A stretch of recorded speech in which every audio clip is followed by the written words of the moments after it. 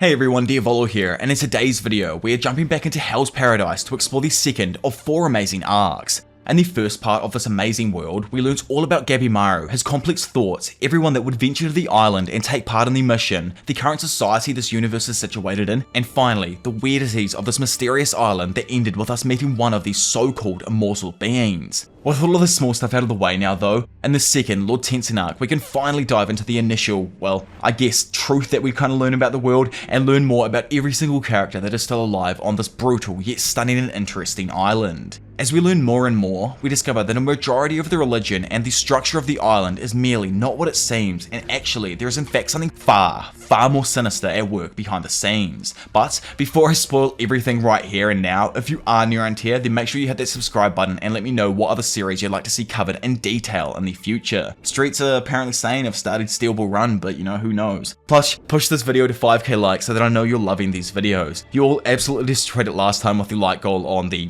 previous Hell's Paradise video. Same with the One Punch Man video, so, don't worry, I've seen you all over there and I've been working on something in the background. It's just extremely long as well. But of course, if you'd like to, you can also check out my Patreon to get early access to these cinema-length videos. But for now, sit back and relax as we take a cliff dive straight back into the twisted and dark world of Hell's Paradise.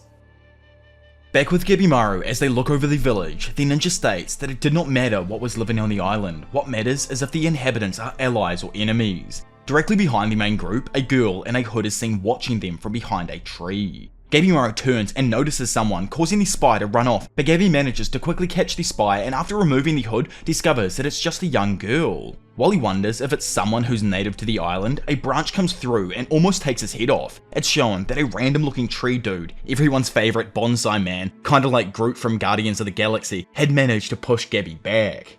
Thinking that the girl might know something about the island, Gabimaru decides to run after her. He manages to dodge another thundering blow from the tree before spinning in the air and using the back of the monster to boost himself towards the girl. Since Sagiri is still caught up on the original mission's hierarchy, she quickly runs after him and leaves the rest to Yuzuriha and Senta. Yuzuriha, being the sneaky kunoichi she is, flicks off Senta's glasses so he can't see her abilities and decides to take on the tree monster with her ninjutsu. Nearby, Gabimaru manages to catch up to the girl, but as he asks to just have a chat, is shocked by her strength after she picks him up before throwing him into a tree. Sagiri yells to her that they did not intend to harm her. However, the girl stops in the forest, turns, and throws a punch towards her. Gabimaru blocks the punch, but as he tries to push back, notices that she is using a mysterious power behind her attacks. Being pushed back by this random power, Gabi starts to ponder what it could possibly be. Ever since he came to this island, there have been so many mysteries. He thought it'd be a simple mission to just find the elixir and return home. But now, he's becoming desperate. Gabimaru then starts to act serious, and as he dives at her, uses the vines behind him on the tree to capture her before she even realizes what had happened. Hanging there, restrained in the tree, intimidated by Gabi's now serious demeanor, the girl starts crying, prompting Sagiri to tell Gabimaru to bring her down and let her calm down. Seeing her in a helpless state, Gabimaru figures that she was just an ordinary girl. Yuzuriha then arrives after finishing her business with the tree monster and asked how things were going on their end. Gabimaru wanted to push further with the girl about the elixir, but Sagiri says that it wouldn't be possible with her crying. Suddenly, the tree monster started talking, pleading with them to let go of the girl, and in exchange, it would tell them about the elixir and guide them to the village. Speaking up, Yuzuriha believes that it is a trap, as up until now the bonsai dude hadn't said anything. After persuading her by mentioning that there is a bath though, the group follow him to the village with Yuzuriha overly excited about that said bath. Hanging back behind them, Sagiri asks Gabi whether they should trust him or not. Left with really no other options, he says it's probably best because he may know about the elixir, but also tells her that if the tree man is lying, he will take it down.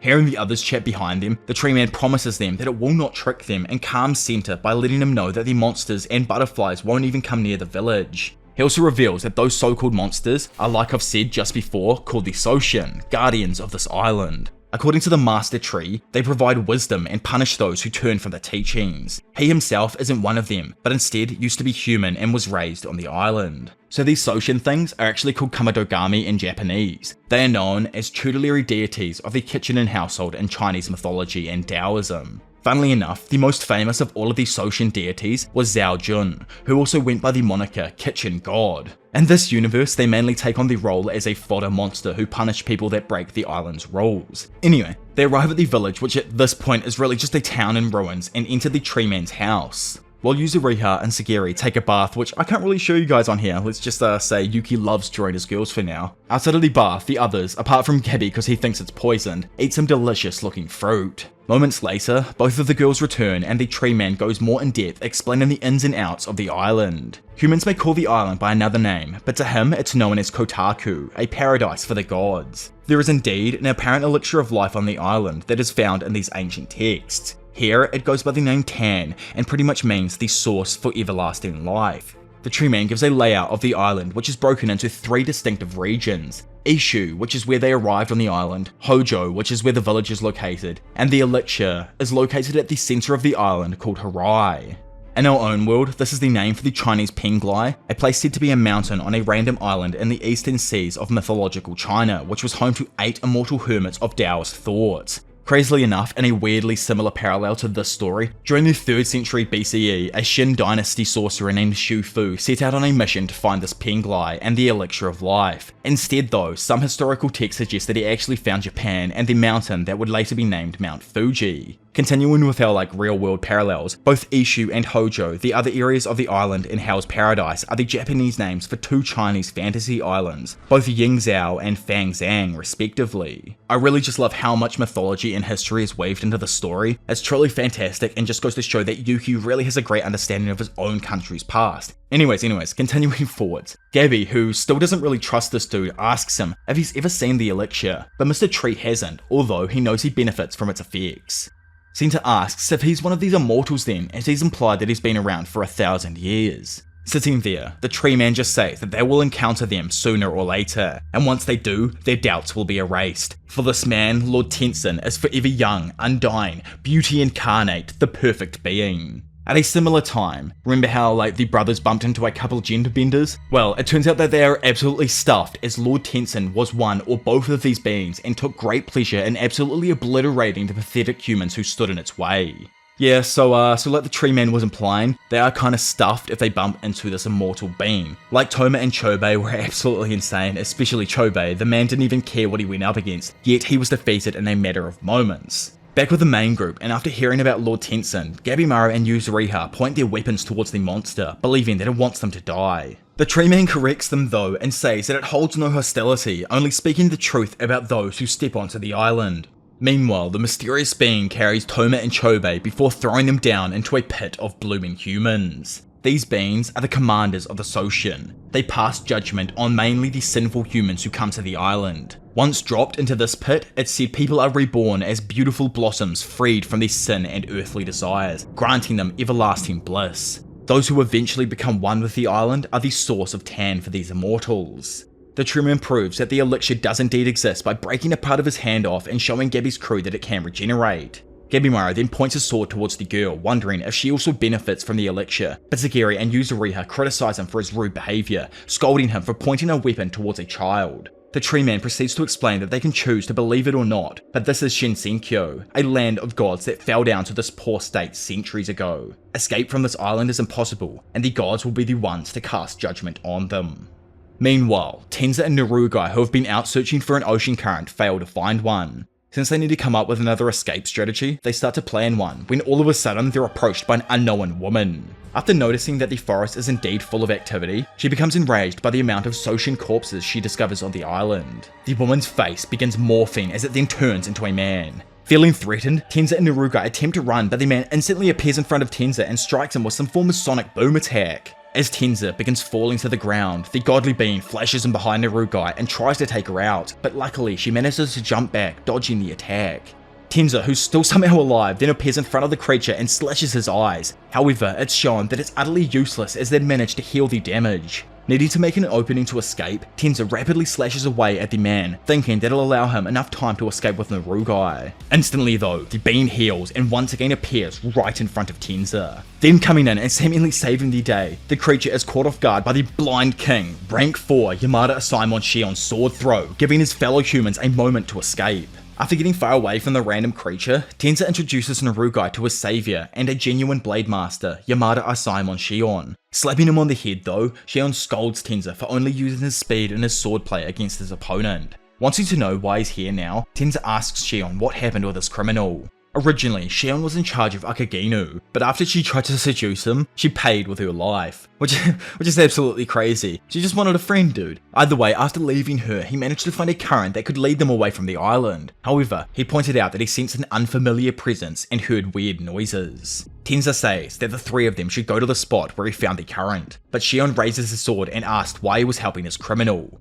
Tensen explains that she was innocent. However, Shion literally isn't having it. Before arriving on the island, he memorized every criminal with them and knows what they've done. Even though she's not a criminal in both of their eyes, it isn't up to them to decide what is wrong and what is right. It is the era that they live in which decides the crimes people commit. Tensen rebuttals him though and brings up how he himself used to be just a wanderer without any purpose in life. There was no reason for Shion to save him back then, yet he still decided to take him off the street. Now in a similar situation of his own, Tensen wanted to do the same for her as he sees potential for her to live a real life in the world.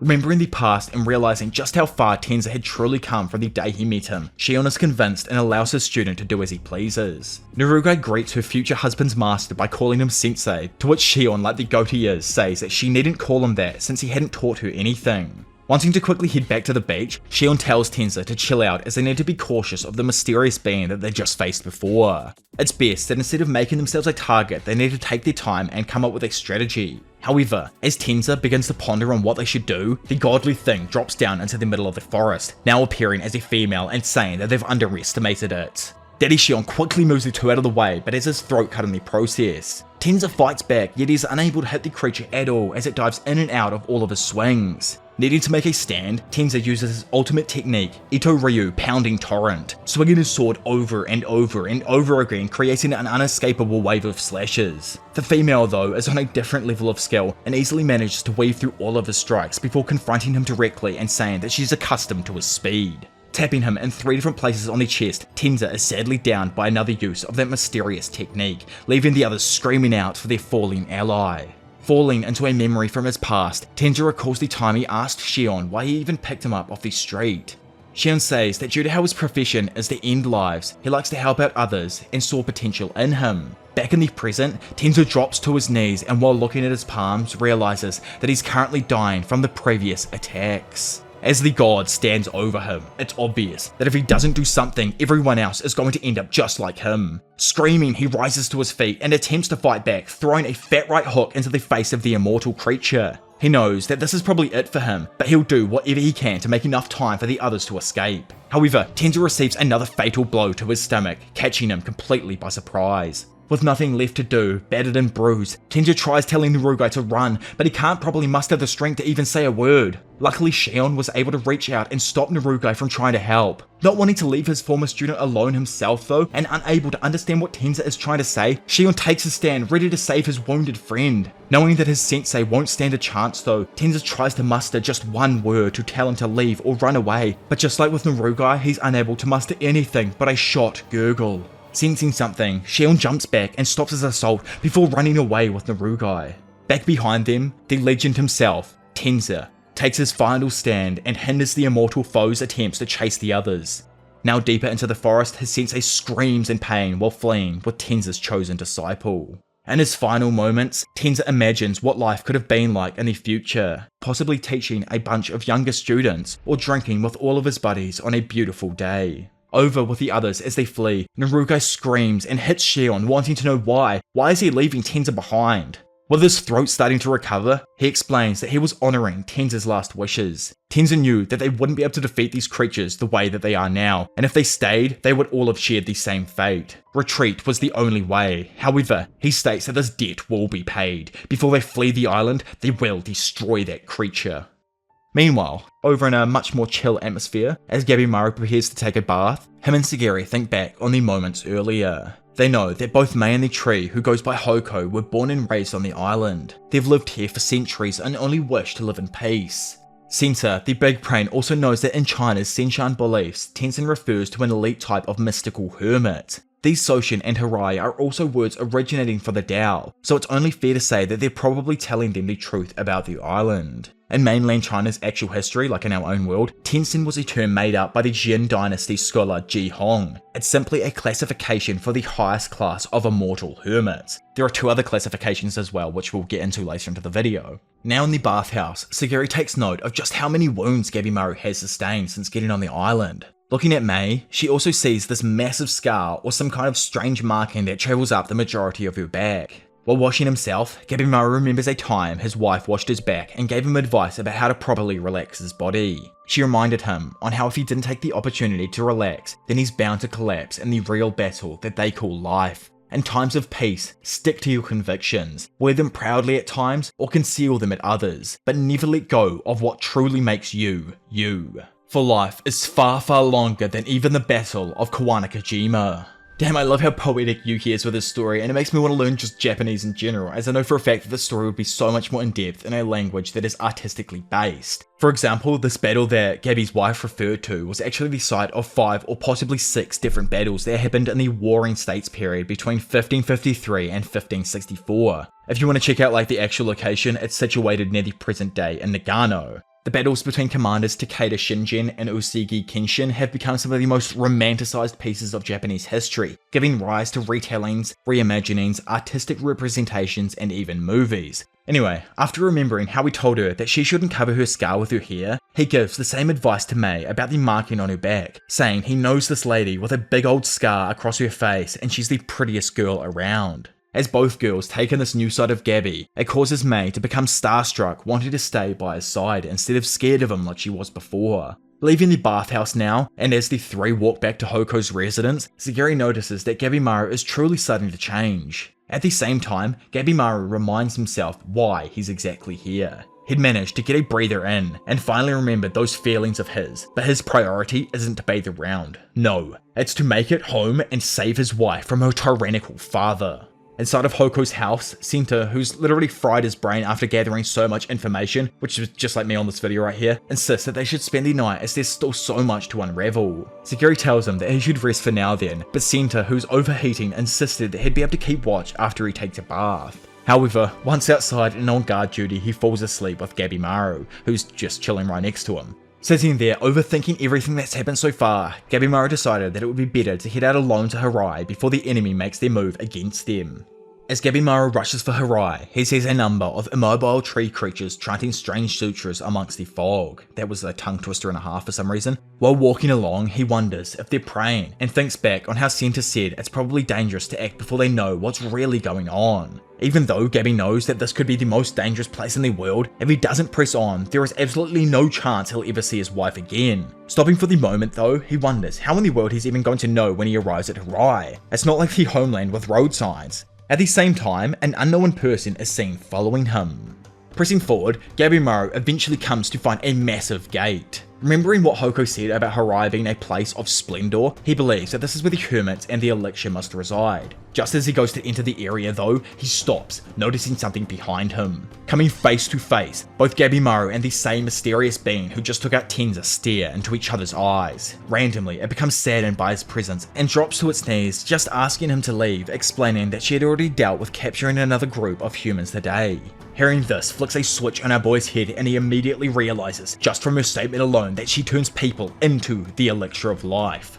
After seeing each other as a threat, the two engage in battle, jumping straight at each other. Gabimaru lands 2 successive blows on the woman and comes to the conclusion that she wasn't human after regenerating her wounds. Turning things up a notch, he flips back into a handstand spinning flame kick that lands directly onto the face of the immortal being. He then activates the ability, Ninpo Fire Monk, to completely incinerate the immortal. With the creature smouldering below him, Gabimaru noted that it was far too strong to even consider questioning, when all of a sudden the godly being darts straight back out with its charred body and lands a direct hit on Gabimaru, sending him shooting into the sky. Phasing into the sky in an instant as well, it then lands another massive kick to the gut of the ninja. Thinking that it's destroyed the human, it reforms to its normal male shell, but is perplexed when he sees Gabimaru standing there, asking if he was indeed Lord Tensen.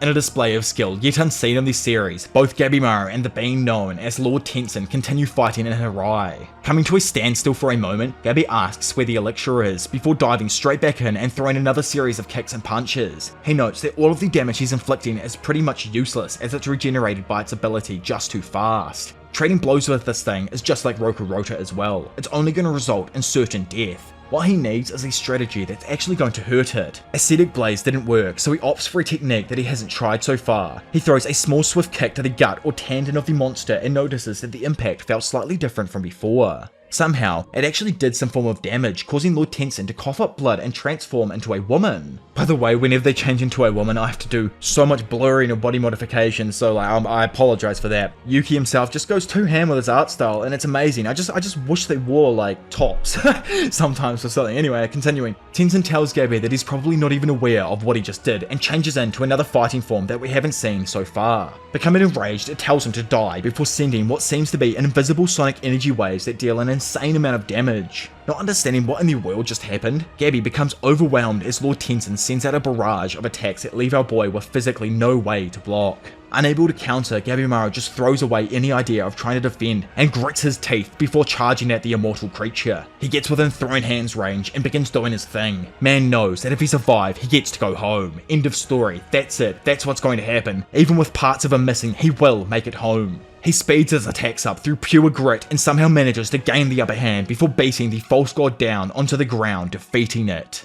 After being defeated, Gabimaru tells it to talk as he just wants to find damn Elixir. However, Lord Tensen smiles, and as its body begins to bloom flowers, it states that they would be furious with it again. In that moment, Tensen loses its natural shape and morphs into a massive monster made up of those previously blooming flowers. After the Lord Tensen transformation, Gabimaru calms himself and tries to think of a strategy. However, the transformed immortal unleashes uncontrollable bolts of lightning that blitz the entire area and badly wound Gabi. Throwing a massive boulder aside, Gabi doesn't hesitate and darts back in, trying to land some form of hit on the monster, but it's utterly useless as he's blasted back once more. Lying in a heap of rubble, he tries activating Ascetic Blaze, yet it's once again useless as his body freezes up on him, making him realise that he's already reached his limit and has no stamina left at all. Being unable to move, the monster overwhelms Gabi, causing him to wonder if this is real or if it had all been one long nightmare. Waking up, randomly, in his house, his wife lets him know that he'd been tossing and turning, possibly having some kind of bad dream. Breaking down, Gabi tells her that he had had the worst nightmare he's ever had. As time passes, we see Gabi chilling out on his veranda while his wife brings him some dream-warding tea. Looking at her, he says that even if this is a dream, it's wonderful that he was able to talk to her again. With her slowly becoming confused with what he's saying, Gabi apologizes as he knows that there is no chance he's ever going to see her again. Sadly, back in the present, Gabi reawakens in the grasp of the monster moments before it seemingly crushes him. Nah. Gabi ain't done though. Instead, what we thought was our boy dying was in fact him starting his last-ditch effort while remembering a specific ninja principle. Ironclad Ninja Law Rule 20. Should death be upon you, in the moments before your doom, inflict grievous damage upon the foe that would wring the life from you. Bursting into flames once more, Gabi knows that when facing death, he has to surrender everything, even his subconscious.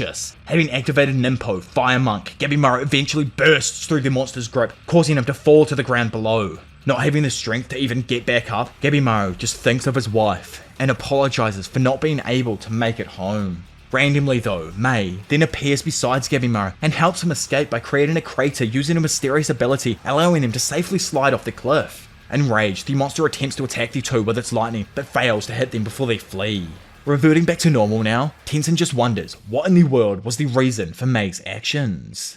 Inside of Harai, all of these mysterious rulers, that each in their own can also be called Lord Tensen, are gathered for a meeting about the humans that landed on the island. Jufar, which is one of the names for these creatures, becomes angry with Sujin for failing his guard duties and being reduced to a Kishikai state. He violently attacks him, but is quickly scolded by the leader for causing harm to a fellow family member. He brings up that they can only punish those which they serve, and because of that, he may only harm Zujin. Putting the failure that is Zujin aside, he asks Jufar for any information on the humans they've encountered so far. Ju relays on how he dropped both Chobei and Toma into one of the pits, which in their eyes is far too deep for any human to climb out of. Massive foreshadowing, I think so. But anyway, Mudan, who's trying to take the role of kind of like a boss here, I guess, advises them to not underestimate the humans. If it had been just a Soshin that was taken out, it wouldn't have been no big deal. But since they managed to slay a Monshin, things seem different about these humans. He brings up a terrifying possibility that say they were able to escape the pit Ju threw them into, then there would be nothing more fearsome than a wounded beast. Plus, if every other human on the island wielded the same kind of strength, then they might truly face a terrible beast. Unbeknownst to these goons, that's exactly what's going on here.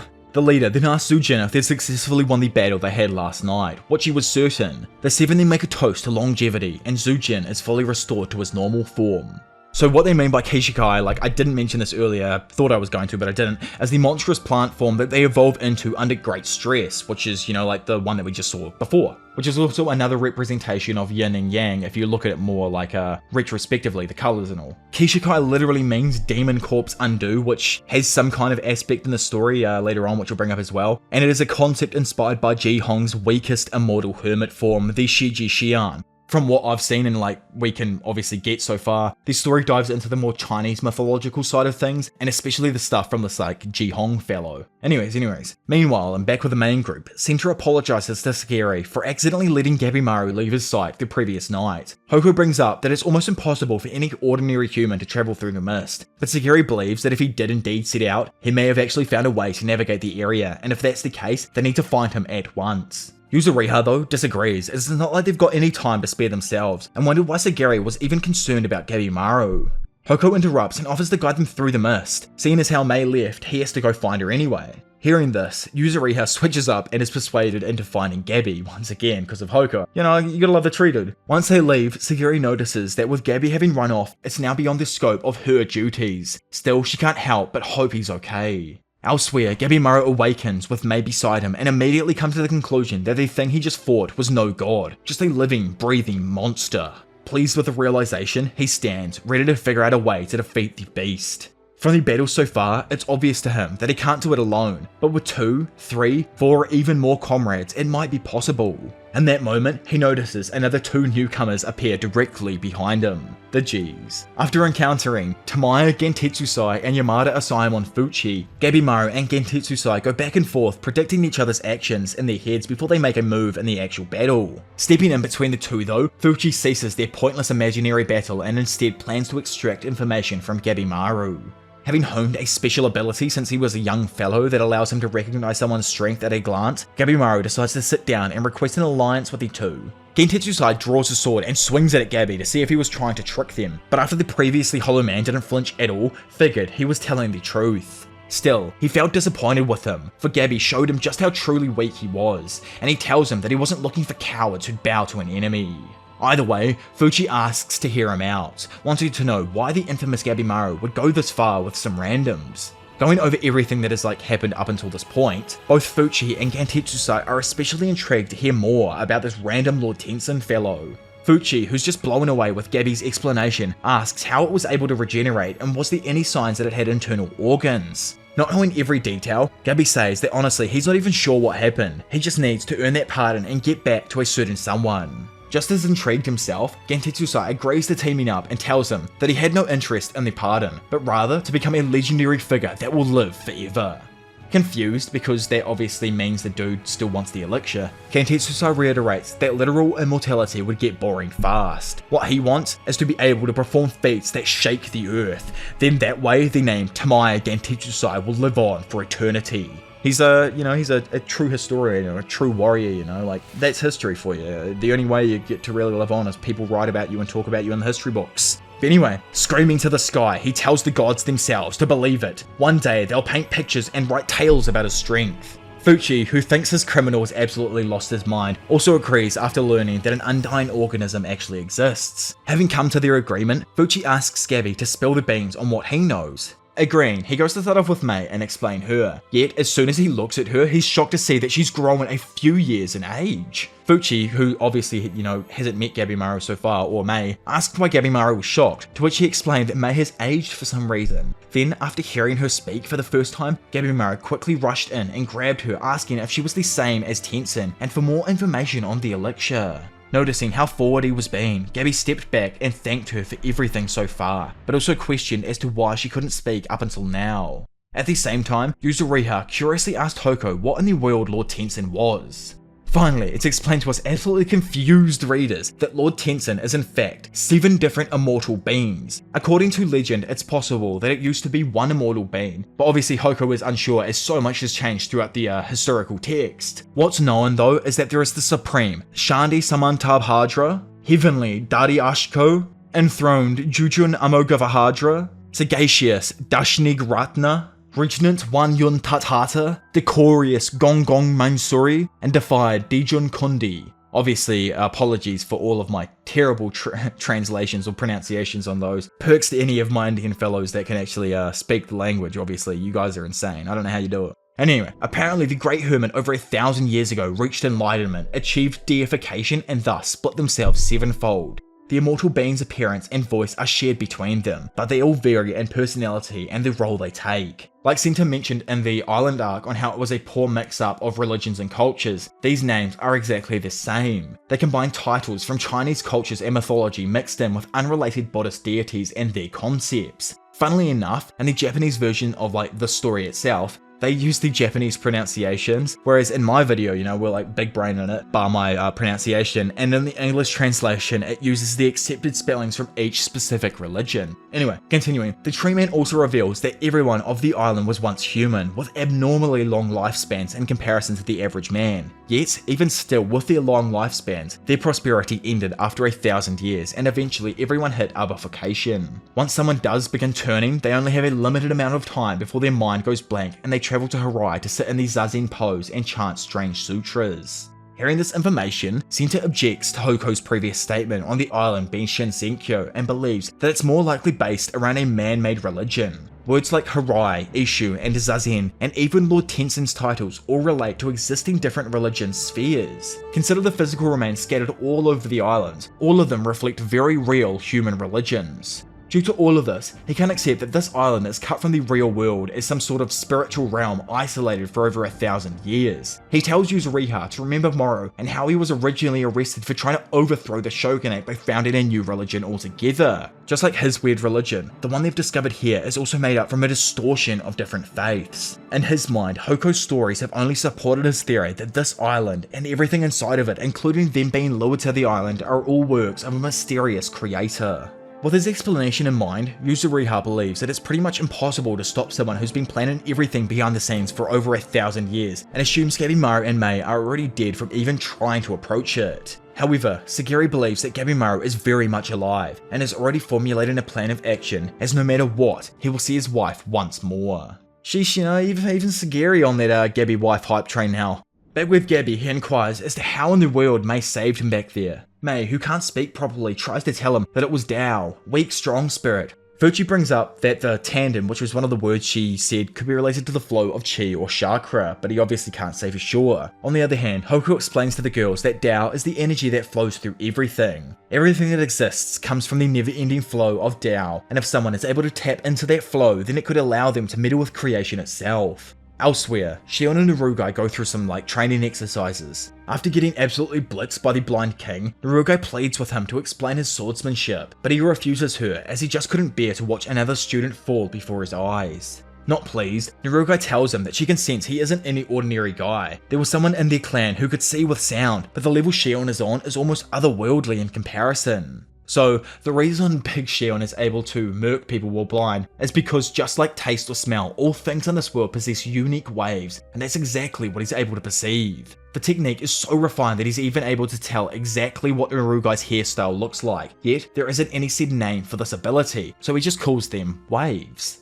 So, mastery over Tao allows the user to not only sense things, but it boosts their physical abilities to the same level as a god. Tapping into that power requires an extremely balanced spirit. So remember the stuff Mei was trying to say? Well, the strong, weak, more or less meant balanced spirit. Once someone achieves mastery over the ever-flowing cycles between rage and serenity, like we saw with Sagiri against Rokurosa, then they will begin to sense the waves. According to Buddhist texts, it's called the middle wave, the state of being able to draw out a power that exceeds your natural potential. Asking what the right wave is then, Shion gives her an example of how he activates the technique. He explains everything from his stance to how he holds the blade, and even the feeling that he gets while wielding the blade. With a bunch of Shoshin perfectly rolling up behind Shion, he displays just exactly what he sees. Tapping into all of the specific waves, it reveals a dark world made up of white waves weaving in and out of the darkness, creating the creatures and landscape around him. Lashing out, Shion easily takes down every single monster, all while explaining to Narugai what goes into the use of the technique. They both begin taking on the remaining creatures together. He tells Narugai that he still refuses to become a teacher, but she is free to learn as much as she wants from him. Elsewhere, Gabimaru is also ambushed by a large amount of Soshin. Stepping forth in one of those freaking massive swings, Gantechusai takes out the first wave of creatures with ease. He knows that he wants to learn this Dao thing, but sitting around in lessons is so damn boring for the beast. He teases Gabi for how beat up he's gotten since making landfall, and tells him that they need to learn in the heat of battle. With all of these so-called training dubbies in front of them, he asks Mei to jump down and give them a few examples of Dao. Though, as she does so, Gabimaru notices an unfamiliar presence among the Soshin. So, remember that pit Chobei and Toma were thrown into, a little while back? So that there was created by Lord Tensen in order to assimilate any humans dropped inside, making them one with the flowers. From that, they are able to extract something called Tan, or more specifically, the Elixir of Life. If anyone tries to escape those pits of theirs, which is almost impossible due to how just deep it is, then the walls themselves will hinder them. Still, it's shown that their pits weren't deep enough for the demon brothers, who somehow managed to climb their way out. After escaping, Toma suggests leaving the island, but Chobei angrily declares that he will take revenge on the two that put them there. Man doesn't even need a strategy, as from the first battle he figured out their weakness was the lower halves of their bodies. After offering Toma a piece of flesh to eat from the pit, the two brothers are randomly taken off guard when a monster rolls up and starts chatting as if it's a part of the conversation. Not meaning to frighten them, the random looking thing dressed in a Chinese outfit tells them to not lash out as it possesses some form of intelligence. Instead of fighting, they should just talk. So, this thing here is actually used for scouting purposes, and a bunch of them have been sent out to all of the still alive humans on the island. Unlike the Soshin, which are incomplete beings that lack any thought or emotion and aren't even allowed inside of Harai, or the Monshin who act as guards for the area, they are the Doshi, direct disciples of Lord Tensen, who possess intelligence and are taught directly by one of the seven. The Doshi explains that he was ordered to assure that they were still in the pit becoming tan, while his other comrades were out locating the other humans on the island. He then just casually asks for the two to return to the pit. However, Chobei responds by driving forth and attacking the creature. Easily dodging a slow blow by the Doshi, Chobei lashes out, disarming the monster and causing it to jump backwards. Knowing that this thing is in touch with Tensen, Chobei demands that it tell him everything about those freaks, but the Doshi refuses, calling him a foolish idiot. Bringing in some backup, it commands the Soshin to take out the humans so he can return them to the pit. Not bothered by the freaking Soshin though, Chobei orders Toma to fight off the Soshin while he handles the Doshi himself. As the two continue to scuffle, it's revealed that Chobei's attacks are causing almost no harm to the Doshi because he doesn't wield Dao. This leaves a perfect opening for the Doshi to fatally wound Chobei, striking him in the face, causing him to fall face first onto the ground below. Seeing his bro fall down, Toma becomes horrified, screaming out his name. Getting up, he runs at the Doshi who's taunting him when all of a sudden, Chobei reopens his eyes. The Doshi leans down to drag him back to the pit, when simultaneously, Chobei awakens and spins on the floor facing his opponent before striking a blow directly to his face. Looking at his brother, Chobei tells Toma to return to fighting the fodder losers while he deals with his fiend. The Doshi notices that Chobei's throat has regenerated from the previous damage, and while baffled, deduces that during his time in the pit, he must have been affected by the vines that infused some kind of tan into him. Looking at him some more, the Doshi takes note that it's probably the case since his Dao has changed shape in such a short period of time. Realizing how dangerous he could be if Chobei isn't dealt with now, he reignites the battle against the newly evolved human. Instantly, he breaks his arms by manipulating the Dao around his body, but just as quickly, Chobei manages to regenerate them and strike back. The Doshi questions whether Chobei feared losing his humanity after his transformation, but the demon brother states that he couldn't care as nothing in this world was set in stone. Fixing his statement, he says, no, there is one thing that never changes, that's always current, but pointed out that someone like him wouldn't understand where he was coming from. He charges forward, asking to see more of this new power, yet this time he's actually able to visualize what the Doshi's invisible attacks look like. He then strikes the monster's navel, causing damage and showing proof to him that weakness does indeed lie within the stomach.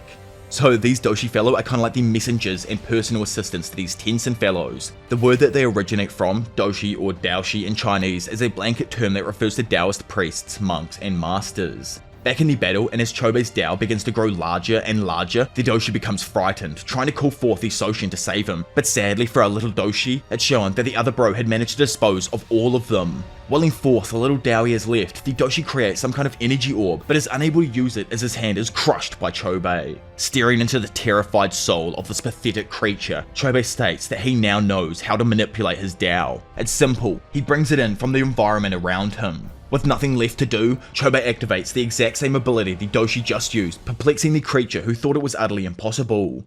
Now seeing the waves of Dao in a similar way to that of Shion, Chobei smiles knowing just how weak his enemy is, before finally dealing the finishing blow.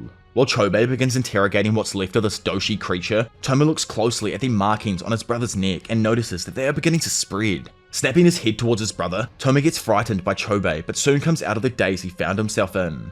Walking in to help tie up the doshi, Toma takes an even closer look at Chobei's neck and notices that his scars look plant-like. Meanwhile, while fighting off the Shoshin, Gentetsusai asks Mei if he was starting to understand Tao, but Mei shakes her head in disagreement, stating that he was focusing too much on strength. Looking over at his fierce rival, who's absolutely destroying the other Shoshin, he asks if he was starting to understand Tao. Just like himself though, Mei also states that he was also focusing too much on strength.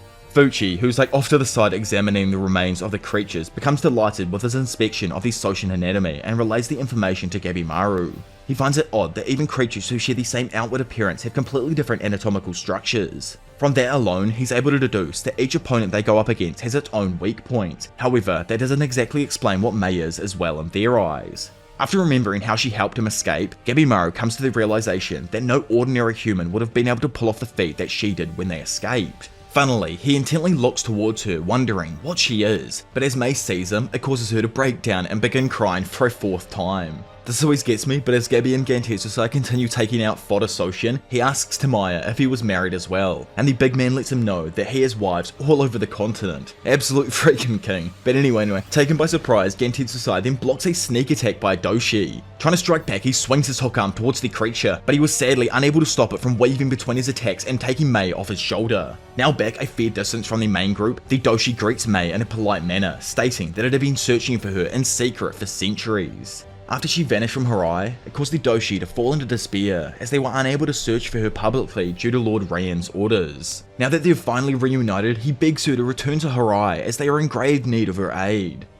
So I wonder what in the world Mei could possibly be, or the relation that she has to the immortals in Harai. What do the Doshi need her for so desperately, and who in the world is this Lord Ryan fellow? Still so many questions, of course, with us being almost a third through the story here. I'd love to know your thoughts on it all down below. I find some of the things get repeated quite a lot, but that's always going to happen when you've got 3 or 4 different groups all needing to learn the exact same information. So hopefully I was able to slim down the repeat info here and there and make it more concise, though the way Yuki does it, where it swaps around between characters as he's explaining parts of the world, is really damn good, and I can't wait to see what the anime does with it, because I think it'll be quite exciting on how they skip around between characters as they're learning what it actually is. It was just hard for me to portray here. But either way, continuing forward, wanting to know what in the world is going on, Gabimaru insists that the Doshi tell them what Mei is. Firstly, it tells them that it is none of their concern as Mei is not supposed to be near humans. Yet, since they helped with her return, it says that she is similar to Lord Tensen, one nourished by the lives of humans. Finding out that she isn't human pushes Gabi to the edge because he knows that getting caught up in something he doesn't understand will only result in death. He needs to remember why he took this mission, but after seeing the tears beginning to fall from Mei's face, he rushes to her side and puts himself between her and the Doshi creature. He knows that acting on impulse is usually the last thing he would do, yet despite not having any association with her, he can't bear to make her cry again. Furious with this interference, the Doshi partners himself with another similar looking goon and declares they will turn them into tan and retrieve Mei if that's truly the case. After noticing the second Doshi's appearance and how it manipulates the bugs around them, Gentetsusai realizes that he's the mofo that made him lose his hand. He's the butterfly boss. Watching the two Doshi summon a swarm of their respective insects, Gabi quickly comes to the conclusion that they're able to manipulate the insects around them. Before he could strategize any further, Gentetsusai steps in and cuts down the butterflies and states that he seeks revenge on the butterfly Doshi for causing him to lose his left hand. He lunges in for another attack, angered by the fact that he had to refine his sword style, but is hit by an invisible attack by the centipede Doshi that grazes the side of his face. Initiating a close-hand battle, the two Doshi charge forth, pushing our boys back into a defensive fight. Bugs weave in and out of the battlefield in combination with the Doshi, blocking their vision and causing them to accidentally end up hitting each other. With the boys bickering between each other now, the second Doshi, which is the dude controlling the centipedes, asks to Az why they wanted to protect Mei, despite not having any connections with her. Gabimaru knows that if it was the old him, he would have just left her as soon as possible, but now he wonders as to why he's begun changing ever since he landed on the island. Accepting this as the new him, he replies to the creature that he was just repaying a debt. He then flipped the conversation back on the Doshi, curious as to why he was so fixated on a girl that doesn't want to even leave with them.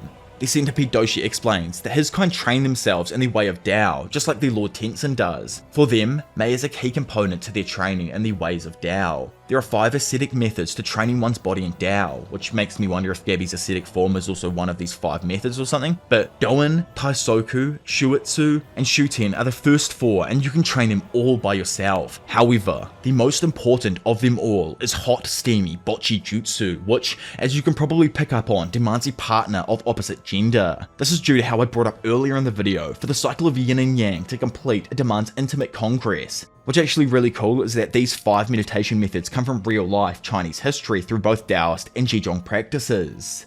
All things inside of this world possess qi, either of yin or yang affinity, even those that do not live. The higher levels of a specific affinity will result in an even greater level of Tao when someone performs Bocchi Jutsu. Doin or Doin, I don't know how to say it properly, someone tell me down in the comment section below, I'm probably completely wrong. Taisoku and similar things will prepare someone's mind and body, but the method to join both is through Bocchi Jutsu. Those who are able to hone their Tao through this method unlock the ability to reshape the fabric of reality. Lord Tensen has apparently achieved this level of power and is now an ascended being in which the entire yin and yang cycle flows unbroken. Thus, it has been this way for the past 1000 years as Lord Tensen manifests the ultimate Tao. The reason that they need Mei is because the doshi are made up of yang energy, and in order for them to complete their training, they require Mei's assistance since she possesses yin energy. Mei in their eyes is a failure as one of the Tensen, as instead of possessing both yin and yang, Mei was only able to produce yin aligned qi. Therefore, Lord Rien banished her from the palace and offered her 2 different options. Either she could pass away, or obviously like she chose, reforge herself from the start as their training partner. Which is utterly disgusting when you think about it. I'm purposefully not going into depth on certain aspects of things or showing half the panels here, otherwise this video will be taken down, and I want it to stay up obviously, and I want it to be fit for younger audiences so that they can understand the story in a friendlier way, not in such a dramatic way that Yuki puts it in sometimes. So, you know, if you guys want to get it in Yuki's way, obviously go out there and read the actual manga. But obviously I'm dumbing down things here because the reality of the situation is just sad. I can fully understand why Mei wanted to break down after being threatened with going back. That's all I'm going to actually say on that and end that there. Hearing all of this though, both Gabimaru and Gentetsu-sai, like myself, become disgusted with this information. Angered, Tamai tells him that he'll take on the centipede creep, but looking at his boy, he's blown away to see just how enraged he also is. Stepping in and asking if she's marked, he tells them to stop with their rude explanation of Mei and treat her like a proper normal person, not an object. Not bothered with the threats of a human though, the doshi transforms into its Shikai form and declares that they will take them out on the spot. Gentetsu-sai then makes the first attack, jumping up and swinging at the butterfly doshi, who retaliates by sending a swarm after him. He notices that they're easier to attack when bunched up, but gets caught off guard by the powder coming off the butterflies. Slowly becoming dizzy, he asks for Gabimaru's assistance, but gets told to deal with it by himself, as he's just as busy with fighting the other doshi. Shooting out an attack itself, the doshi uses a similar blast to Lord Tensen to push Gabimaru back. Yelling to his teammate, Gentetsu-sai lets him know that the butterflies are dangerous. Hearing him, Gabimaru uses Ninpo Paru Bridge to expel a torrent of fire that seemingly burns all of the butterflies and soaks the doshi in a cloak of flames. Looking at his enemy, Gabi realizes that he won't stand a chance unless he finds a way to sense Tao. Remember Fuchi, who's just been chilling here this whole time with Mei in the middle of this? Well, after interpreting her words from earlier, Fuchi yells out to Gabimaru that he's focusing too much on strength. To perceive Tao, your heart must accept both strength and weakness, and unless he accepts his weaknesses, he won't learn it. Mei also helped Fuchi sense his own Tao by touching his hand and giving a demonstration on how she uses it. Gabimaru tries doing the same with her, but once she activates her Tao, he can only slightly feel something. However, that's it, he can't see it. Yet, after hearing Mei state in her own weird way that weakness gives birth to strength, Gabimaru is reminded of Sagari's words and how his love for his wife that he thought was a weakness is actually a strength. Finally understanding what the strong weak is that Mei keeps going on about, Gabimaru watches as some form of glowing energy appears around his hand. Stepping forth towards the heat of battle, the previously hollow man tells Fuchi that he thinks he gets the gist of it now. Watching him walk ahead of them, Mei notices just how large Gabimaru's Tao truly is. Having felt the sensation before, Gabimaru is able to see the invisible attacks from the doshi and dodges them with ease. Blown away with just how quickly he caught on, Gentetsusai states that it's probably due to the specific training he went through as a member of the Iwagakure. Apparently the people there even have otherworldly moves and inhuman forms that they can take on at a moment's notice. It's likely that it's not exactly Tao, but possible the techniques are based on similar principles. However, Mei shakes her head in disagreement. As he continues to fight the centipede Doshi, Gabimaru begins to understand how Tao works and begins perceiving everything around him, not just the stronger aura, but also the weak and dying ones. He also manages to understand why he perceives Sagiri as such a terrifying force. Even with all of her doubt, she still pushes forth, making her a stronger person. With the centipede Doshi throwing a fat right hook towards Gabimaru, our boy just puts his hand out and simply blocks the strike, being able to distinguish every insect apart that makes up the monster's form. He then reverses the polarity of the monster's Tao, exploding the arm of its Shikai form. Now, with the upper hand, Gabi darts up and screams that the pathetic Doshi no longer stands a chance. Spinning in midair, Gabi lands a fat kick that pushes the creature completely out of its Shikai form. Feeling gassed up now, Gabi tells the centipede Doshi that he's finally ready to throw some hands with their master. Laying there on the ground now after being defeated, the Doshi compares Gabimaru's abilities to that of Lord Tensen's, blown away with just how accurate he was with his strikes. Annoyed, Gabimaru demands that the Doshi tell him who he was working with and where he can find this Lord Tensen. Seeing no other option, the Doshi explains that itself, along with 2 other Doshi, were ordered by Lord Tensen to observe the humans that arrived on the island. They were to discover how this new group differed to those that had made landfall in the past. Mainly though, it was to assess if leaving the humans alone would suffice, or if they could present a threat.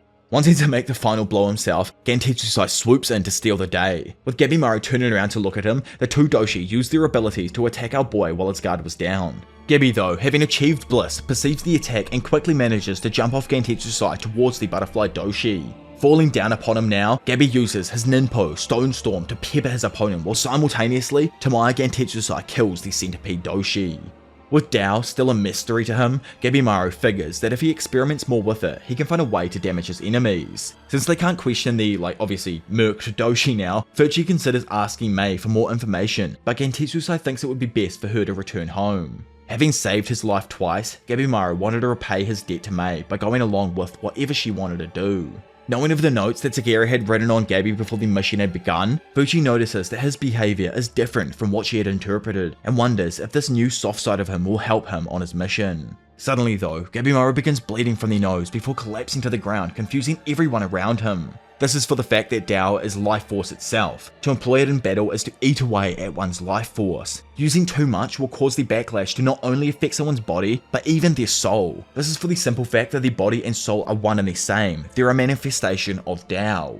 Meanwhile, in Harai, one of the 7 is seen showing Rien the new training area, which features an indoor pool. After presenting the final part of the room, which was like the Bochujutsu chamber, like the old sneaky room, another Tensen criticizes how ridiculous the idea was, but Rien objects, saying that by copulating with others, it can bring out new powers. Jufa then comes out of the chamber, absolutely covered in some stuff after having gone in an absolutely insane session with another Tensen, and is offered Tan to recover. After grabbing a fresh glass of the immortality liquid, Jufa asks Rien about Mudan's whereabouts, to which it's revealed that as Sagiri enters the gate to Harai, Mudan had gone to confront them. Upon entering the gateway, Sagiri, Yuzuriha, Senta, and Hoko don't initially see Mudan, as instead they're blown away by just how weird their surroundings are. Bringing them all back to reality though, Mudan waves his hand, causing Hoko's head to fall clean off.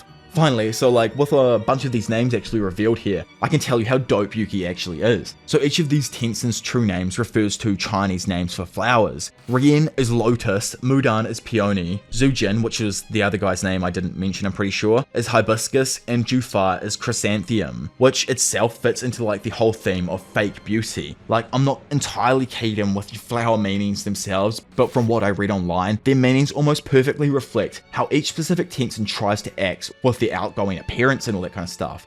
So elsewhere, and back on the mainland in an inn in the Satsuma domain, and after learning of his return from the island, the shogun's officials ask Yamada Asaemon Jika about the events that had occurred. Jika explains that before they even arrived on the island, Chobe killed his assigned criminal, so with a heavy heart, he had chosen to return back from the mission. Even still, the current had forced him to the island. Eventually though, the man did make it home. After cutting the story short about how he even managed to escape, an official begged him to explain in detail about what exactly happened during his escape, but Jika refuses, saying that explaining it would only be troublesome and he no longer wanted to be involved with that hellish place. Another Yamada Asaemon then interrupts and bows while apologizing for Jika's behavior. Knowing that the Yamada knelt before them isn't any ordinary man, the representative overlooks his offense and reads a message from the shogun ordering more Asaemon to travel to the island.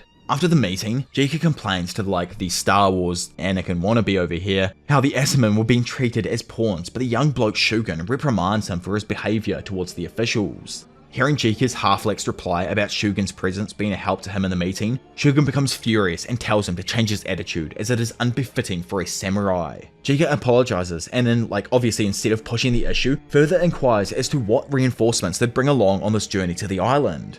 Shugen informs him that instead of criminals, the shogun plans to hire ninja from Iwagakure. During the time Jika was returning from the islands, another screening was held to gauge the average strength of criminals. Once the battle commenced, every single one of the criminals was annihilated by Iwagakure's shinobi. The reason for their involvement in the return to the island is because, and obviously, their chief wants to make certain of someone's demise. Shugen explains that they will make for the islands in a few days and bring a swift end to their mission. Having walked outside now, a random dude then comes up to Jika, asking what they should do with the random giant monster head that he had brought back from the island. Jika's actually goated. Man's so cooked that he completely forgot to even bring up the evidence he managed to grab while fleeing the island. Either way, he states to them that it never really felt like the right time to reveal the literal monsters he'd fished out of the ocean. Walking up, Shugen then takes a closer inspection, curious as to what in the world it is, but the worker warned him that it might be alive. However, the Anakin-looking wannabe states that the creature was indeed deceased, as he couldn't sense any waves of life force coming from it. Honestly, I keep bringing up the whole Anakin thing, but when I first read through it, at this exact point, and without even knowing his backstory yet, I feel like this dude had just murked a whole village or something. He just has that weird demeanor about him, you know what I mean? He's just got something going. He's just a little bit odd. Nearby, and after having met with two shadowy figures, it's confirmed that the Rank 2 Shogun and Rank 3 Jika will be joining them on a journey to the island that's based purely on someone's ability. Skipping back to the moments before our main crew entered Harai, so after travelling for a day, Sagiri, Yuzuriha, Senta and Hoko finally managed to reach the gates of Harai. Just like before, they take in the odd surroundings when all of a sudden a random figure in front of them cuts off Hoko's head from a distance. Mudan cruelly jokes that he's impressed with them as they're the first humans in over a millennium who have made it inside of Harai. Yuzuriha senses that the thing in front of them definitely wasn't human and attempts to flee, but is caught in an instant by him. Sagiri draws her sword and demands that he let Yuzuriha go, when from the ground below, Hoko states that he is Lord Tensen, the Peony spirit enthroned Fukujukun. Obviously we know him as Mudan, one of the 7 gender benders, and as he looks at the tree quickly figures that Hoko was still alive. However, due to his size being reduced to only his head now, he tells the others that his arborification process will only speed up from that point onwards.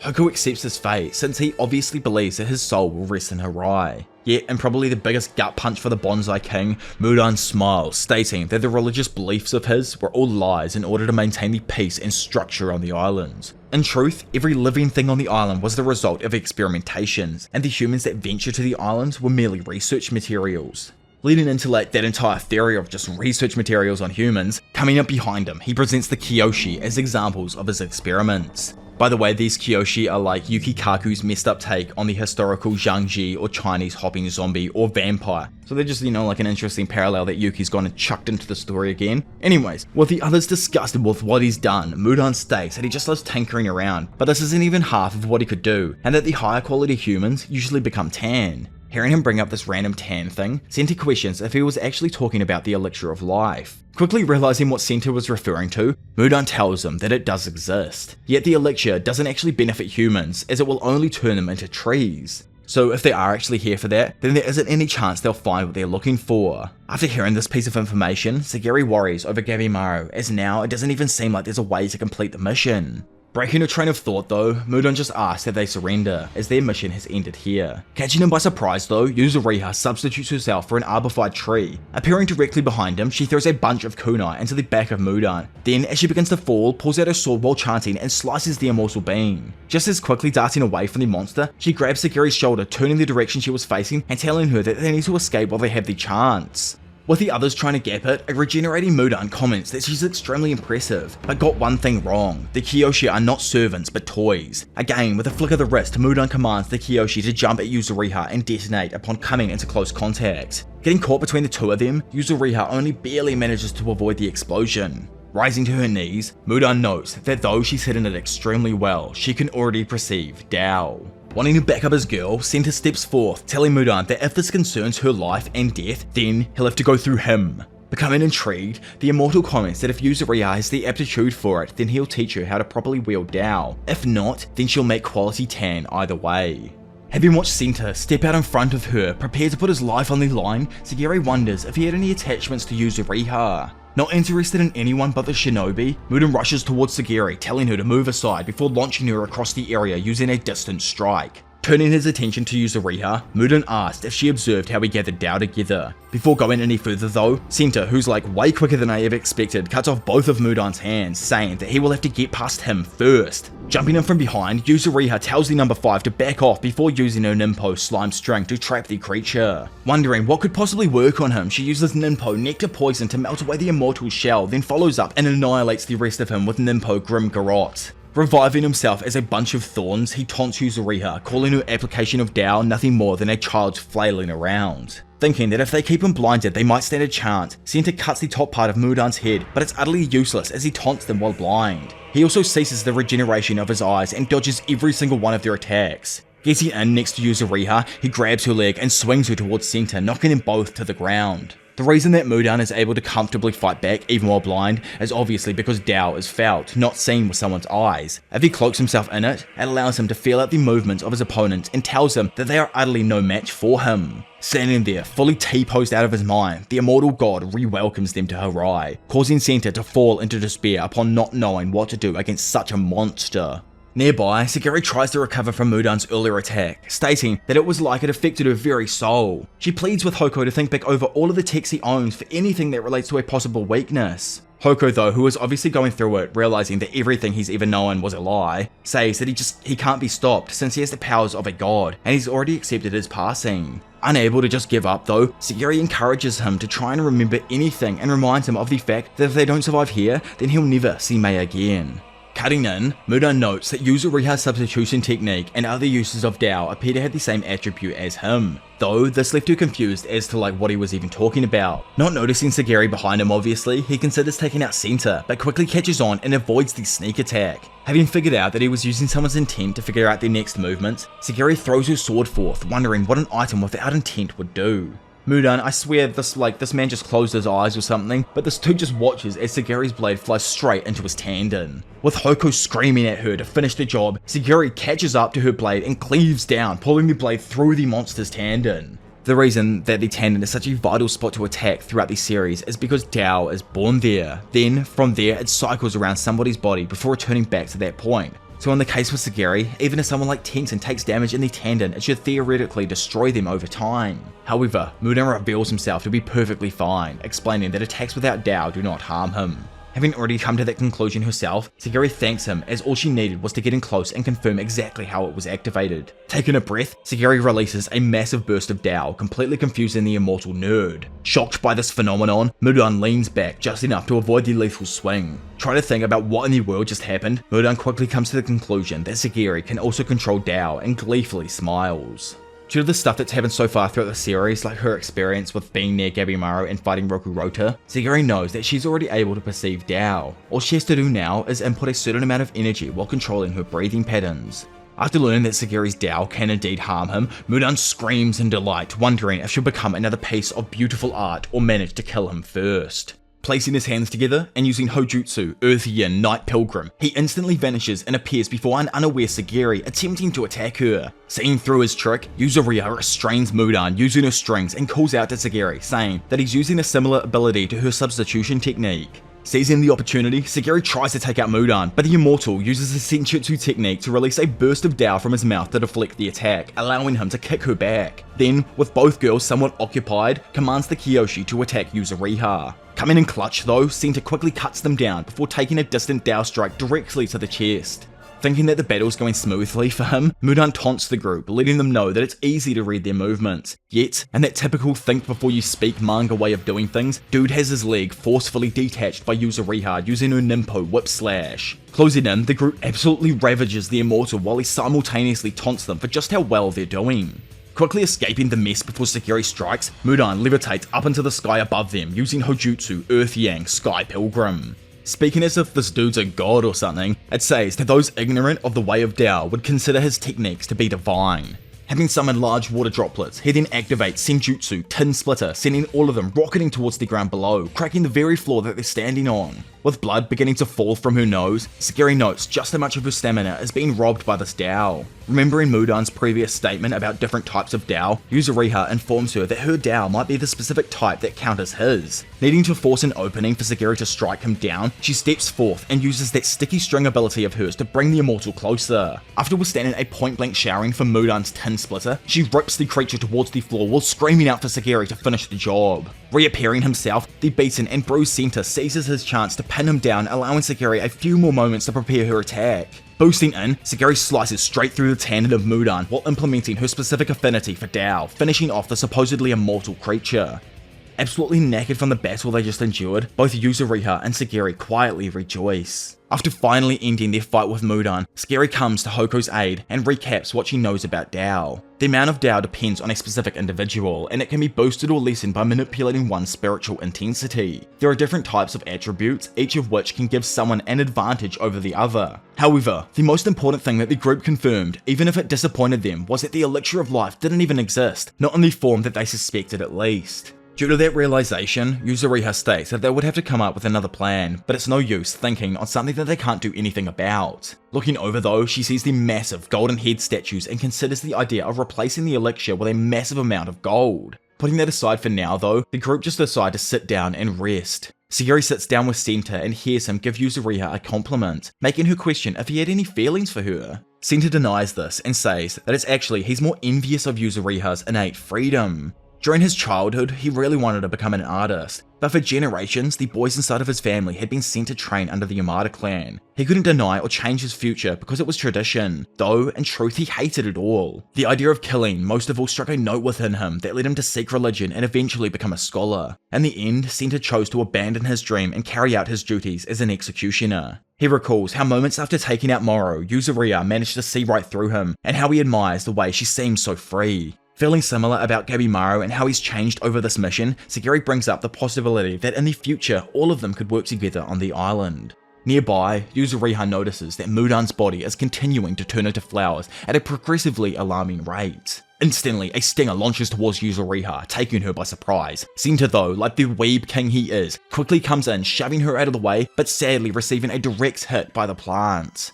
Falling into a hallucination, it shows Senta thinking about Yuzuriha while showing the beautiful artwork he'd made of her. Deeply sinful was the way of his work, yet she was the gale to completely change the perception he had about everything. Back in the present, the effects of Mudan's last-ditch attack caused flowers to instantly begin sprouting from the head of Senta, confirming his demise. Rest in peace, Big Senta, absolute weeb legend. Above him though, Sagiri and Yuzuriha turn up to watch in horror as Mudan starts to transform into a monster, before completing his transformation as a visual representation of yin and yang. At last, the flabbergasted humans knowing that they now are completely unable to do anything against another attack. Readying itself, it shoots a plethora of similar stingers towards the girl. However, saving the day, the blind king, Yamada Asaemon Shion arrives on time and beautifully cuts the stingers. Quickly acting, he then orders Narugai to remove the growing flowers from Senta's body and tells Sagiri that he will stand in for the fight against this creature.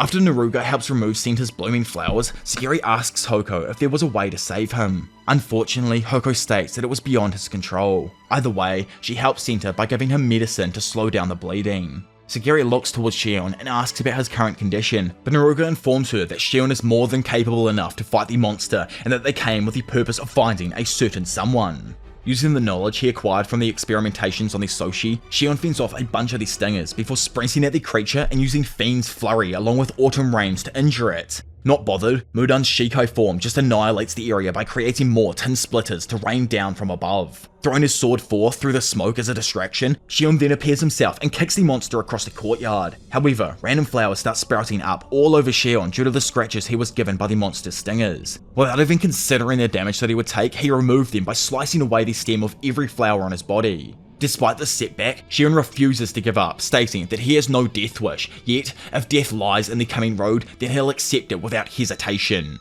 Sagiri tries to help aid him, but Narugai stops her, stating that she can even barely walk herself, let alone fight. Regardless, Sagiri explains that she can't allow Shion to sacrifice himself for the lives of others. However, if she does intervene, then by working together they could actually win. Hearing this, Narugai is persuaded to fight alongside, but Yuzuriha complains that she just can't as she's too low on energy. Walking over to them, Narugai randomly hugs both Yuzuriha and Sagiri, explaining it as this weird way to restore stamina that she'd been doing from a very young age, and now after learning of Tao, tried to implement it differently. Able to move now because of it, Sagiri and Narugai ready themselves to step into the battlefield.